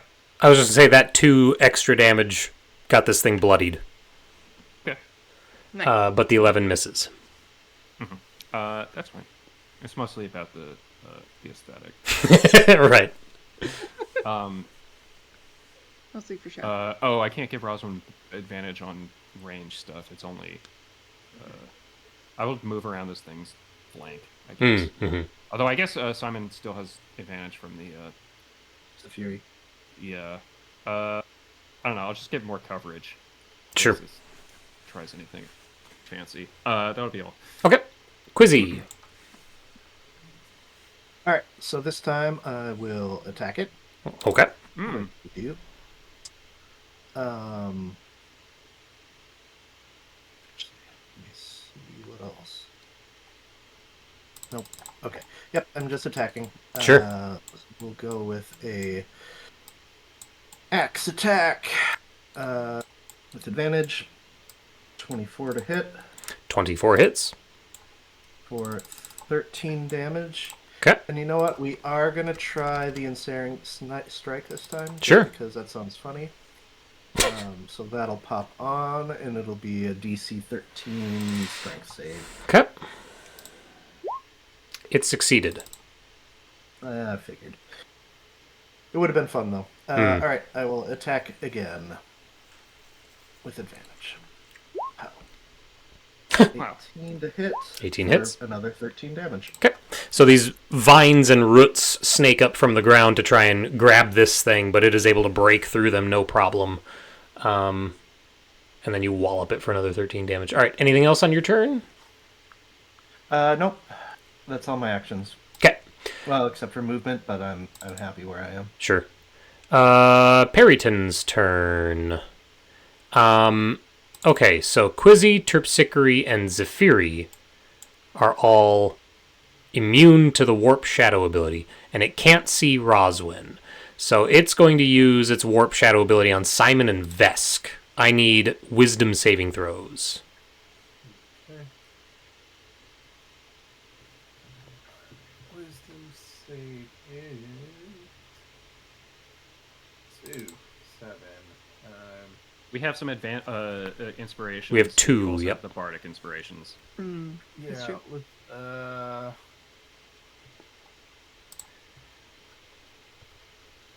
Yeah, I guess. Yeah, sure. I guess I'll spend an inspiration. Okay, down to 1. 12. Let me use my inspiration dice on top of that. Sure. D8, you said? Yeah, it's I believe D8. so, yeah. Yep. 14. I think that does it. though. Yeah, I think that's what Zephyri got. So 14 is a success. Oh, Had to use everything to get I had to use inspiration and inspiration. Yeah. double it. Alright, let's see how fast it goes. I can just feel these things coming. Of course, Vesk just straight up. All right. Yeah. You all are... The whole party now, other than Roswin, is immune to the Warp Shadow ability. And then that was its action. And using its flyby feature, it is going to fly... by. What is the distance? Does it move up to its... It does. Okay. It's going to fly 60 feet into the air. oh, jeez. Okay. And that is its turn. So, Simon, you are up next.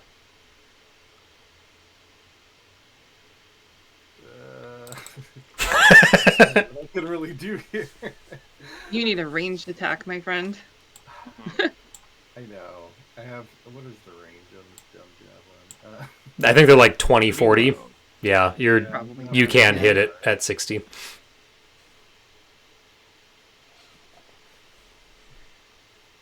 Can Vesk suck it down? Only Ancient- 15. javelin range. I think that's the only phrasing I could have Be used. 5 That was the only way to Only say it. possible phrasing.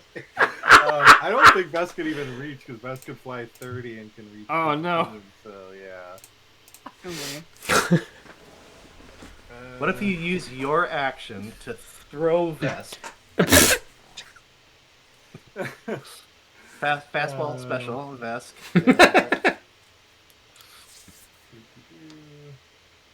Oh, I guess technically the javelin is the far range is 120 feet. Really? Really? It's 3120. What? 31. That is insane. Well, a dagger is 2060. I suppose a that's like the javelin would go smallest- further than a dagger. Yeah. Yeah, I mean, I'm checking. Yeah, 31. Okay, so it would be disadvantaged You because still it's have over 30. disadvantage, Yeah.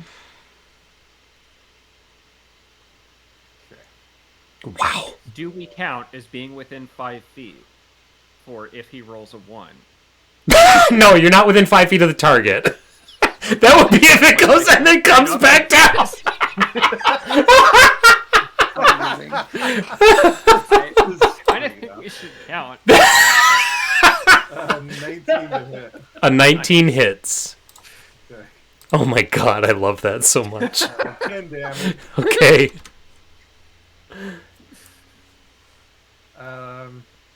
Nice. I guess I can multi-attack javelin, right? Yeah, absolutely. Just Okay. grab another one. Mhm. Pull out another one. 13 that time. 13 misses. You're sitting on 1 inspiration. Nah, I'll just let it fly. Okay. And that's your turn? I think so, yeah. That's about it. Okay. And you were after, so it has all its legendary actions. No, it's not going to dive. Oh, did it try to save against my poison again? Oh, it didn't. Con save, DC. Con save DC 15. It failed. It's still poisoned. Roswin, your turn. Alright, I'm going to roll out from underneath to about here. Assuming I can see it from there. You can. with 60 feet in the angle. air. Yeah. Oh yeah, it's 60 feet in the air. Yeah. I shoot it with my short bow. Alrighty. And You did have because I Vex vexed it, as well. Yeah. yeah, because I vexed it, I have advantage. Oh, nice. Prairie Dog in chat says that the men's world record javelin throw is 323 feet 1 inch. That is incredible. Javelin pretty damn far. Yeah. Okay. 18 hits. A dagger. How does the prone condition work if they're in the air? They fall. They fall. Oh hell yeah! I'm doing the hunting strike trip. Yes. So I'm basically targeting its wing and hoping yeah. to like have it spin out of control by having the force of the arrow hit its wing. Love it. Yeah. Oh, that's sick. Only 7 damage, but it has to make a DC 15 dexterity saving throw. DC. Sorry, what was it? DC what? 15 again. 15. It's pretty much always 15 for me. It failed. Yes. So Hell it yeah. falls 60 feet. That's so cool. Roswin, go ahead and roll me 66. Yeah. Fireball. Nice. Fireball, I should say. Yeah. 20 damage. 20. It lands hard on the side of the dock. This heavy thump. Boards probably come flying up too from the weight of this thing hitting. Well, I mean, it's a pair of hollow bones. It's not as heavy as you'd think, but still, it shakes the dock when it lands. But that is Roswell. Is it the end of your turn? That wasn't even its turn. Oh, yeah, I'm gonna get back under the dock. Hell yeah. I think I still have my bonus action, but I think I'm gonna use it to oh no, that's right. I can't preemptively cast Searing Smite, can I? No, I think it's made as part of an attack. I think I'll go I'll just dash this way Okay. to where Kara is ineffectually slinging psionic spells, I guess. She is, but all out to the ocean. Yeah. Yeah. That's why they're ineffective. I guess. Yep. Yeah. All right, Terpsichore. I'm gonna just try and spear this thing in the head since it's lying on the ground. Yeah. In front of me. What is this weapon called? A spear. Thank you. 23. 23 hits. Do you have advantage? Advantage. Advantage. Yeah. Advantage. Yeah, advantage. Wow. Okay, so 6, and then the true strike bonus. Another d6. 3. That is enough to take it out. Oh yeah. Nice. I was really hoping Zephyri would get another notch in her. I love the. I can do it non-lethally. No. We need to take this in for questioning. I love the imagery of it spiraling down and crashing into the boardwalk, and then you just going stab. Nice. Yeah. Yeah. Cool.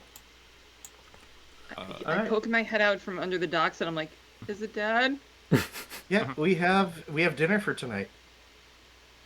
Wow, yeah. That's a power move. It's a man-eater. You didn't feature. I don't know if they still do this, but I think what the shadow it casts is a shape of a person, not a bird. Which I think is the. I think you're right. Let me check. This was a we're gonna turn this huge thing one, into though. we're gonna butcher this thing. Magic item, but that's my favorite part of this. That's such a cool folklore-ish. I'm looking up the peryton right now, but I do remember something like Don't that. do that. Yeah. Other than the preferring to eat hobbits and gnomes, that's my second favorite. Strangely, the shadow. Yeah, that's everyone's favorite for unless you're a hobbit or a gnome. That's everyone's favorite first favorite thing about this. Yeah. Strangely, the shadows perytons cast resemble humanoid silhouettes. That's so cool. That is such a cool. I should have read that before I ran the encounter. I personally love to get carried off by giant birds and then my heart get eaten out. Deer. So. I don't know. I'm gonna make a delicious dish out of this, and now my lore is gonna say I really like to eat perytons. Look, I mean, you don't know if you really like to eat them yet. You haven't tasted it. That's right. No. We will, though. We will. Really gamey. Also, Terpsichore was the one who rolled the 22 on identifying this thing, right? Yeah. Yeah. Terpsichore, roll me a d4. Okay. 3. You've heard rumors that if a peryton collects and consumes enough humanoid hearts, that... I'm sorry, it doesn't consume the hearts, it just collects them. Weird. If it collects enough humanoid hearts, a new peryton will hatch from each heart it has collected. Oh. This is a rumor that you have heard. Okay. So there could be more than one. I mean, there were only 8 people stationed here, and Right. Well, I guess we didn't talk to Zephyri about seeing them. No, but I didn't see Theoretically, there anything could be through 8 of Zephyri these either. things flying Oh, you around. can. Okay. Yeah. Yeah, but we saw two other humans washing clothes or something like that. I guess. So They were looking. Cistern. They were looking They were for looking. something. Yeah, they were searching a cistern. Yeah. And that was off the map, or like down in the. It was further south, yeah. It's still on this map, it's just not, you guys can't see it. Let's drag this thing inside. all right, because he drags it inside. Alright. Quizzy, as you are approaching, you see one of those 2 women that was searching the courtyard to the south step into view on the other side of the archway. And she sees you dragging the body of this monstrous peryton. And she's like, oh my goodness. She's like, that's incredible. That thing has been such a problem lately. Me and my sister, we landed here just last night. And that thing flew in from, we're not sure where it came from, but we had to be careful to stay out of its sight. She's like, but that's an incredible feat that you just pulled by felling it. She's like, you've made this whole island safer, thank you. Yeah, it's dinner tonight. You want some? Oh, we would love some, yes, certainly. Seeing that there's Am a I the conversation only- taking place, I'll stroll up behind Quizzy. Okay. And who are you exactly? She's like, oh, my name is Karina, and my sister's name is Umarian, and we noticed that the lights in the fortress were out, and so we decided to come and see if everything was okay. And then when we knew that creature was flying around, we decided to stay out of sight as best we could. She's like, but luckily that's not a concern anymore. Have you seen anyone else? We haven't, The people no. who are supposed to be here. No, unfortunately not. We noticed a broken rowboat in the inlet on the south side of the island. She's like, but we haven't been inside yet, and so we're not sure what the conditions are You inside. haven't been inside, and you've been on the island overnight. Correct. We came in the middle of the night. It hasn't been overnight, unfortunately. Okay. Sorry. I'm gonna make an insight check with disadvantage because I'm smiling. Yep, go for it. I'm not. 9. Yeah, Roswin, you're not sure what to make. Yeah, checks out to me. Oh, 21 is what Terpsichore got. Yeah. All right. She's very clearly hiding something. And just what were you doing on an island halfway between Saltmarsh and whatever is on the other way of the halfway? Yeah, I don't know. What's on the other side of it's like it's a halfway point between. It's halfway between Saltmarsh and the Sahagin. Yeah. Yeah. Okay, so and the Sahagin. Okay. Is there anything like past the Sahagin? Then it just goes out to deep water, and if you go far enough, which would be a journey of multiple days, you would get to the other side of the, to the other shore. But Okay. she's like, my sister and I, we fish. We have a small boat ourselves, and we fish, and the fish that we get, it's easiest to get them at night. And so we do that off the shores of the island when they collect in large schools, I think is what you call a group of fish. She's like, but like I said, we noticed that the lights weren't on and decided to come and inspect. Where's your boat then? Our boat. Well, it's the one that is broken in the inlet, unfortunately. Yes, she said they shipwrecked, right? Correct. She did, but she said that there was she already mentioned the broken boat, but not in relation to them. So that's why Was that not I'm Nick? questioning that. That was Nick, I think. Well, yeah, Said no, that. was Nick saying there was a boat and they okay. Well, cool. Let's get inside then, and we can all explore it together. She's like, certainly. And she moves off to the side. Quizzy, as you step into the courtyard, you see very much what you saw when you were viewing it through Zephyri's eyes. Rows and rows of crops, well tended to by whoever was on the hermitage. And then these two large trees and absolutely covering the whole, like that, this, you can't see, I'm moving my mouse, but you can't see. Absolutely covering this whole part of the fortress wall is just a carpet of vines that stretch all the way up the side of the wall, reaching the 20-foot high top of the wall. And let me... Do these look like normal plants? I mean, presumably the crops. Mm-hmm. I do just want to say the last time we were in a stronghold like this, on an island, it was hags. Two And hags. this is a pair of sisters. This is a Don't pair of remind me. sisters. Just bringing You that should up. just start fighting them. I should. Yeah. Probably should. Let's not jump to conclusions just yet. Not all sisters are hags immediately.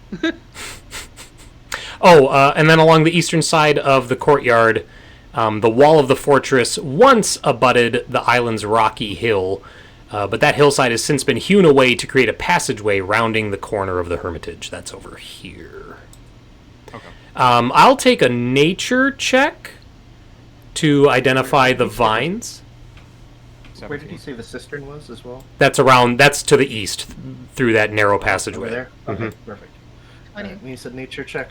Nature. This is Oh. Yes, the cistern. The sister's cistern. 12. Let me... Sorry, Rosman 12. got a 20, so. Oh.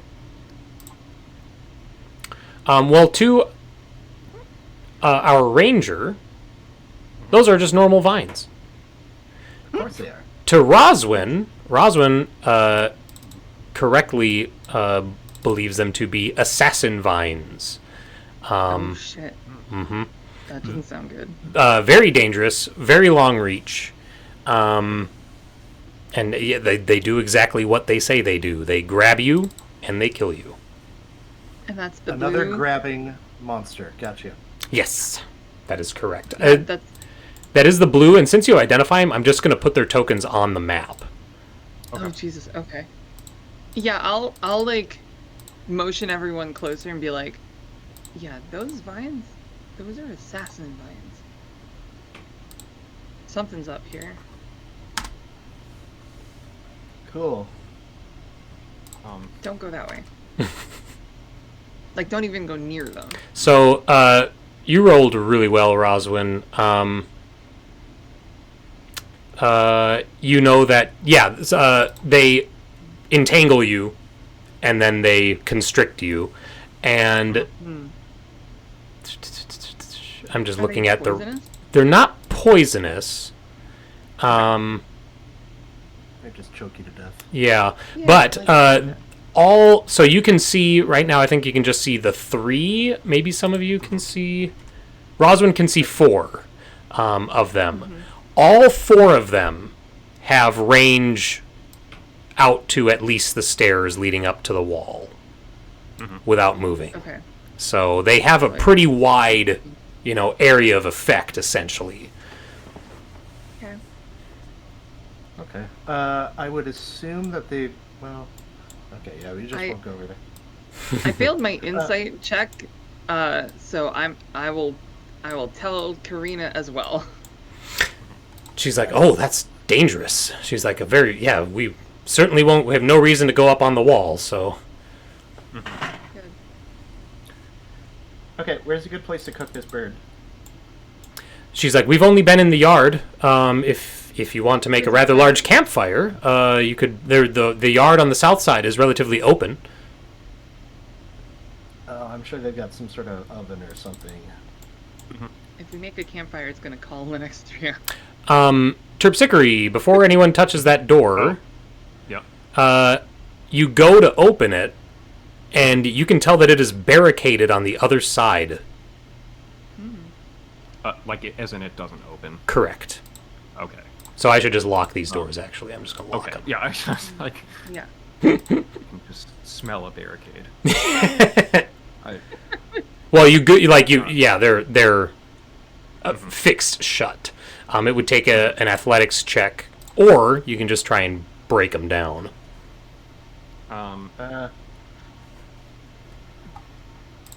We could just shout. Yeah, actually, wait. Any attack against an object with my spear is a crit, so I think I can. That's true. Them somehow with the spear. You could just poke a hole so you can talk to them. I don't know. Yeah, go for it. Well, yeah. So I don't think I need to roll to I think I just hit it and crit it. Well, objects do have AC and hit points, so I do need an attack. Okay. Okay. Yeah.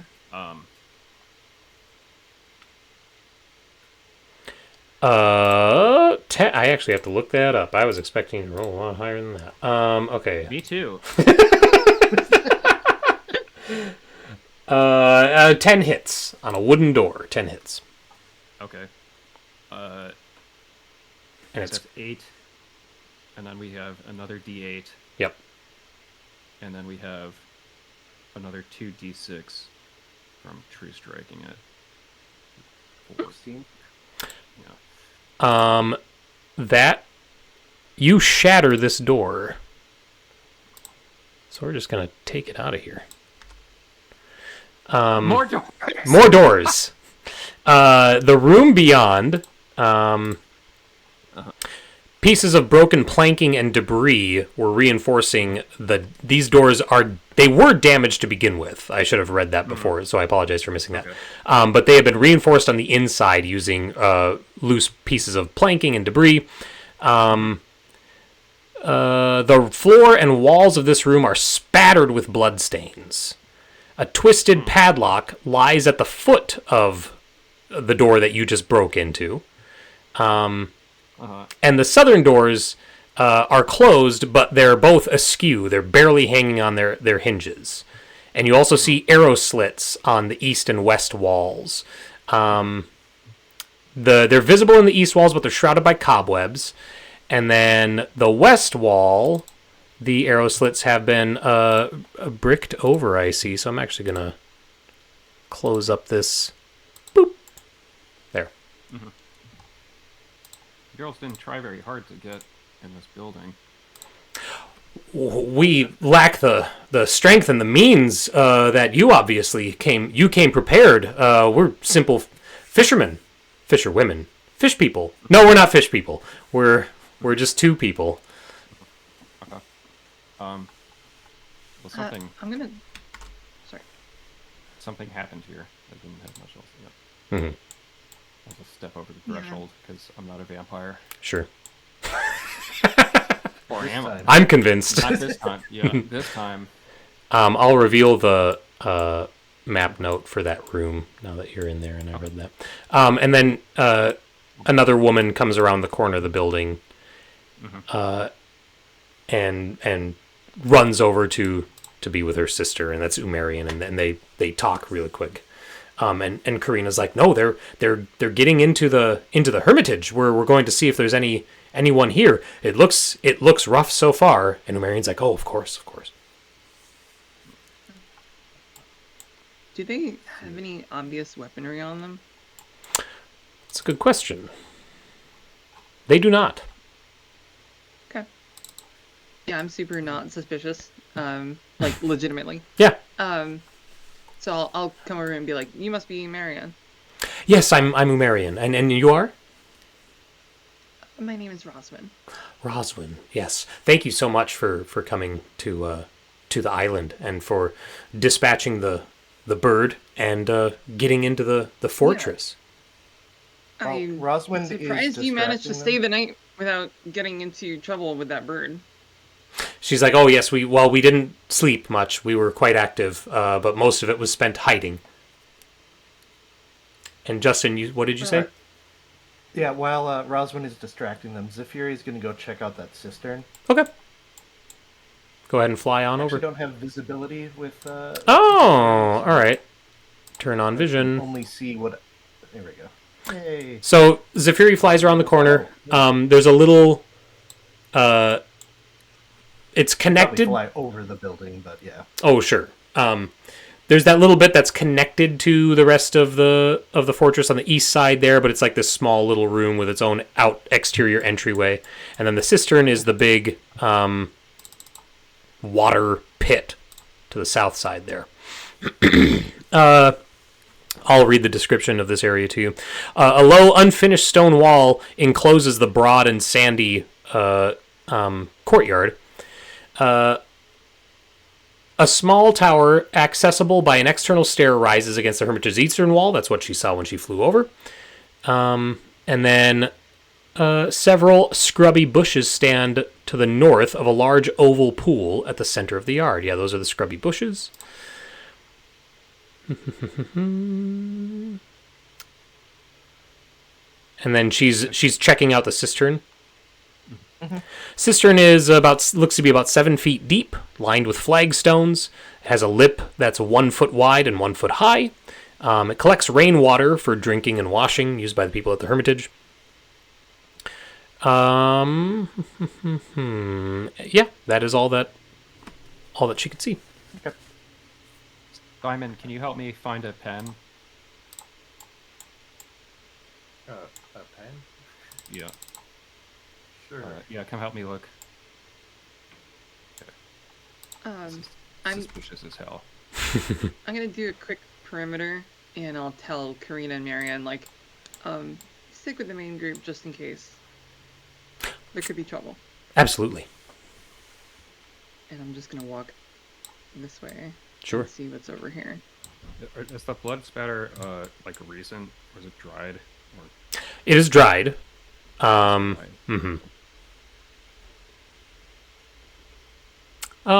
take a investigation check. Okay. Sticky. No new information. Yeah. I put my hand down to like feel it, and then pull it away. And I'm like, why did I do that? Nick, is this like an open doorway? What is this on the right?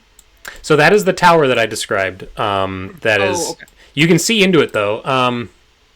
Gotcha. And as you're kind of getting near the entrance to it, the heady scent of fermentation kind of wafts out from the dark entryway towards you. You can see the walls inside are rough masonry. The floor is hard-packed earth. The exterior makes it look really tall, but you don't see any ladder or anything from your current vantage point. But you do see what looks to be... Let me see exactly what you can see. You can tell that there's some sort of equipment inside. I'll keep going. I'm looking for bodies. Okay. I'll take a perception check as you're moving through. But searching the yard is going to take a little while, so I'll read the check. I'll look at what your check is, and then we'll come back to resolve it. Okay. Yeah, that's fine. Yeah, Zephyri will actually also be searching, and that's why she's there. It seems suspicious that they were messing around in the there. Okay, There's a bird just flying around, but yeah.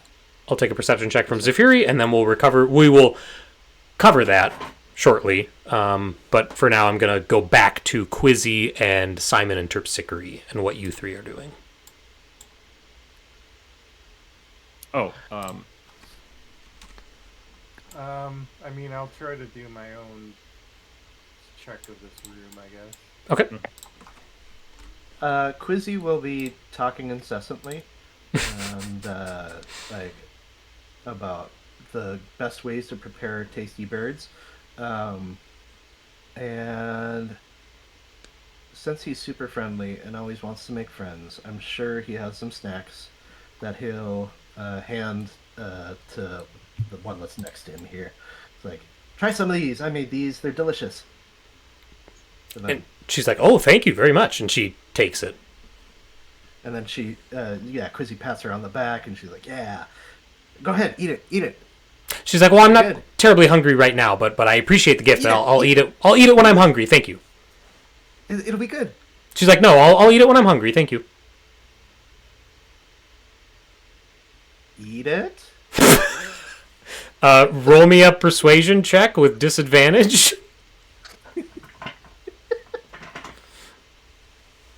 My best skill.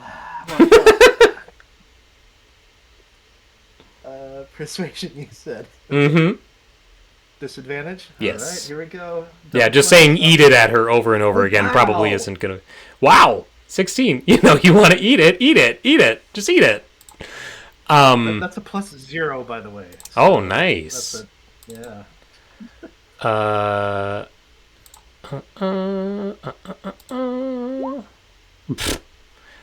What is it that you gave her? Let's see. Oh, you did? Probably some of the leftover bacon wrapped day-old bacon-wrapped asparagus. She takes a bite. She's like, yes. Oh, that actually is pretty good. Yeah, that's right. Simon. Yes, please someone else take. Oh, you're doing an investigation check, Simon. Okay. Yeah. Simon, you're pretty sure that the blood in here is from the night previous. And it all looks like it's from it you can tell, and this is, you might have even known this just from how I described the room, but whoever attacked this place broke in through the front doors. And you're not sure how many people were attacked in here or how many attackers there were. But definitely at least 2 people were assaulted in this room. And what's worse...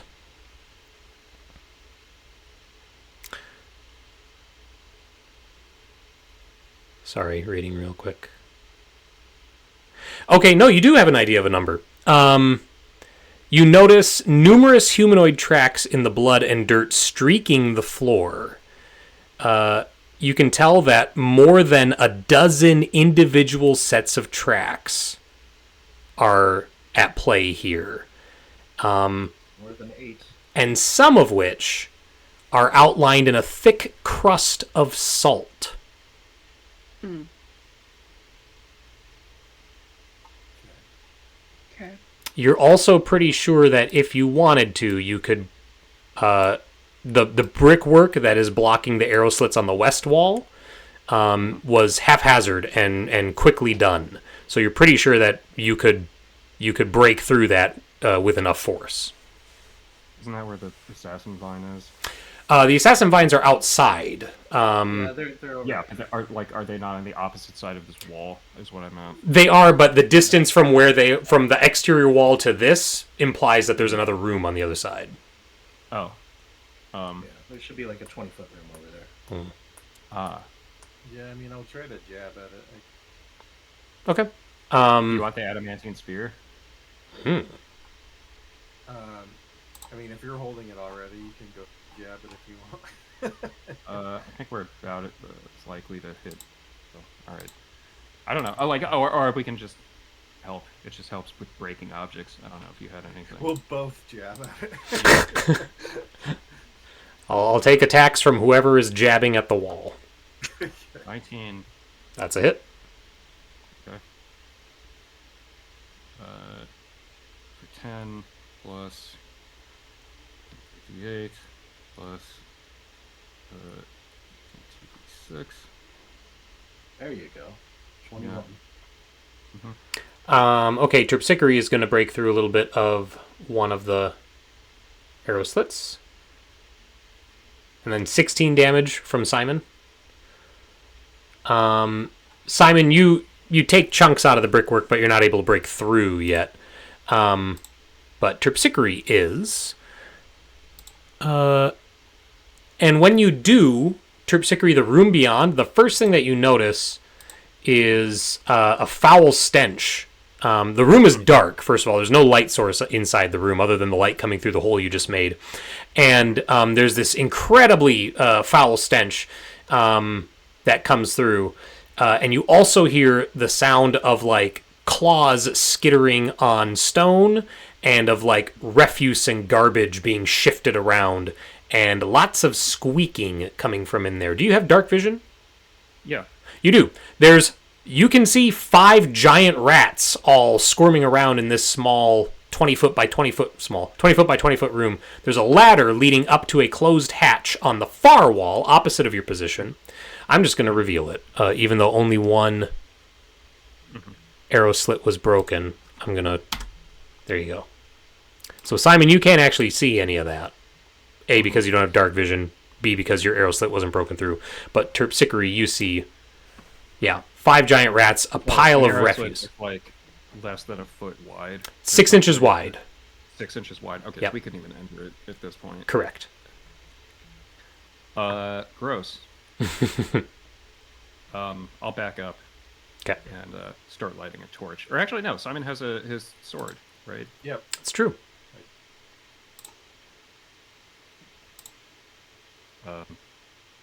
Rats. No, I mean like the animal or Actual rats. Yeah, actual rats. But I don't think that I don't explains. think we need anything in there, right? I mean, presumably that hatch just goes up the wall, or like the roof of the fortress. It goes to... There's a second level above this. So it goes to that. Yeah. I mean, maybe they'll.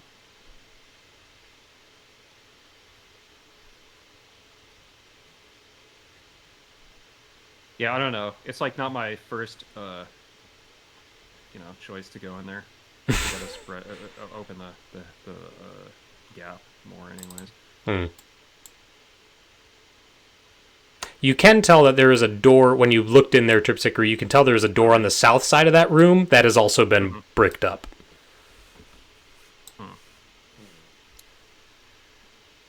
Can the rats get through the opening you just made? No, they're giant rats, so they're also medium creatures and can't get through a 6-inch wide arrow slit.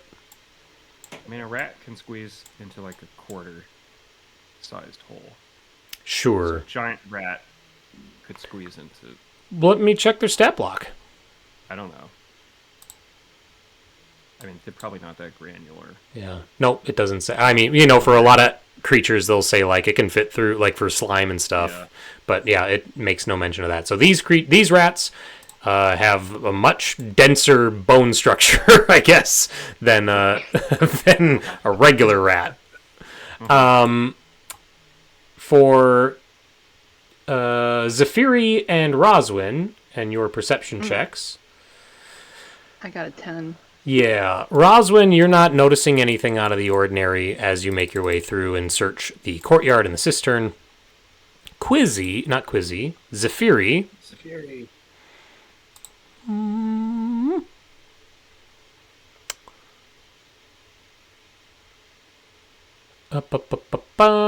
Yeah, Zephyri can tell that there's stuff in a small pile stashed at the bottom of the cistern.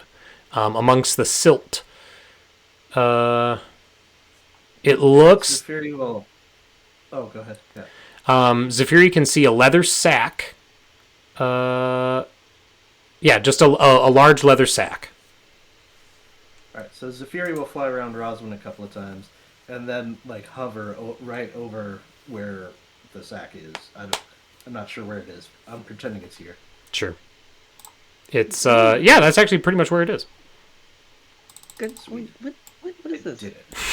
And then she'll, like, kick at the water or whatever. I'm clearly being summoned, so I will go to the edge and peer down into the water. Do I see the sack? Yeah, well, thanks to Zephyri's indication, you can see it down there. The cistern is... How deep is this? Did I say how deep it was? 7 feet. 7 feet. Yep, 7 feet deep. Okay. So not terribly deep. However... Wait a minute. Oh, you have that wisdom curse right now, don't you? I do. So what's your passive perception? It's like 11? 11. Hold, please, while I check something. Oh, boy.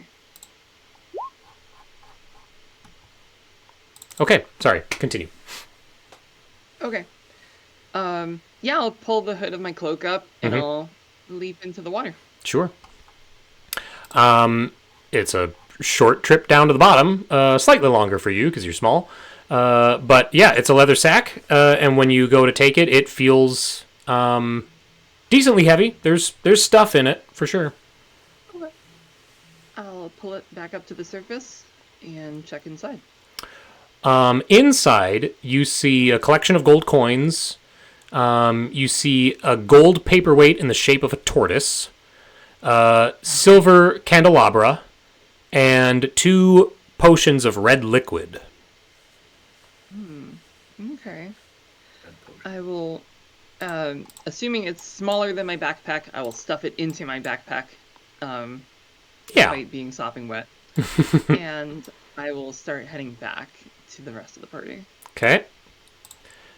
Roswin, stop right there, please.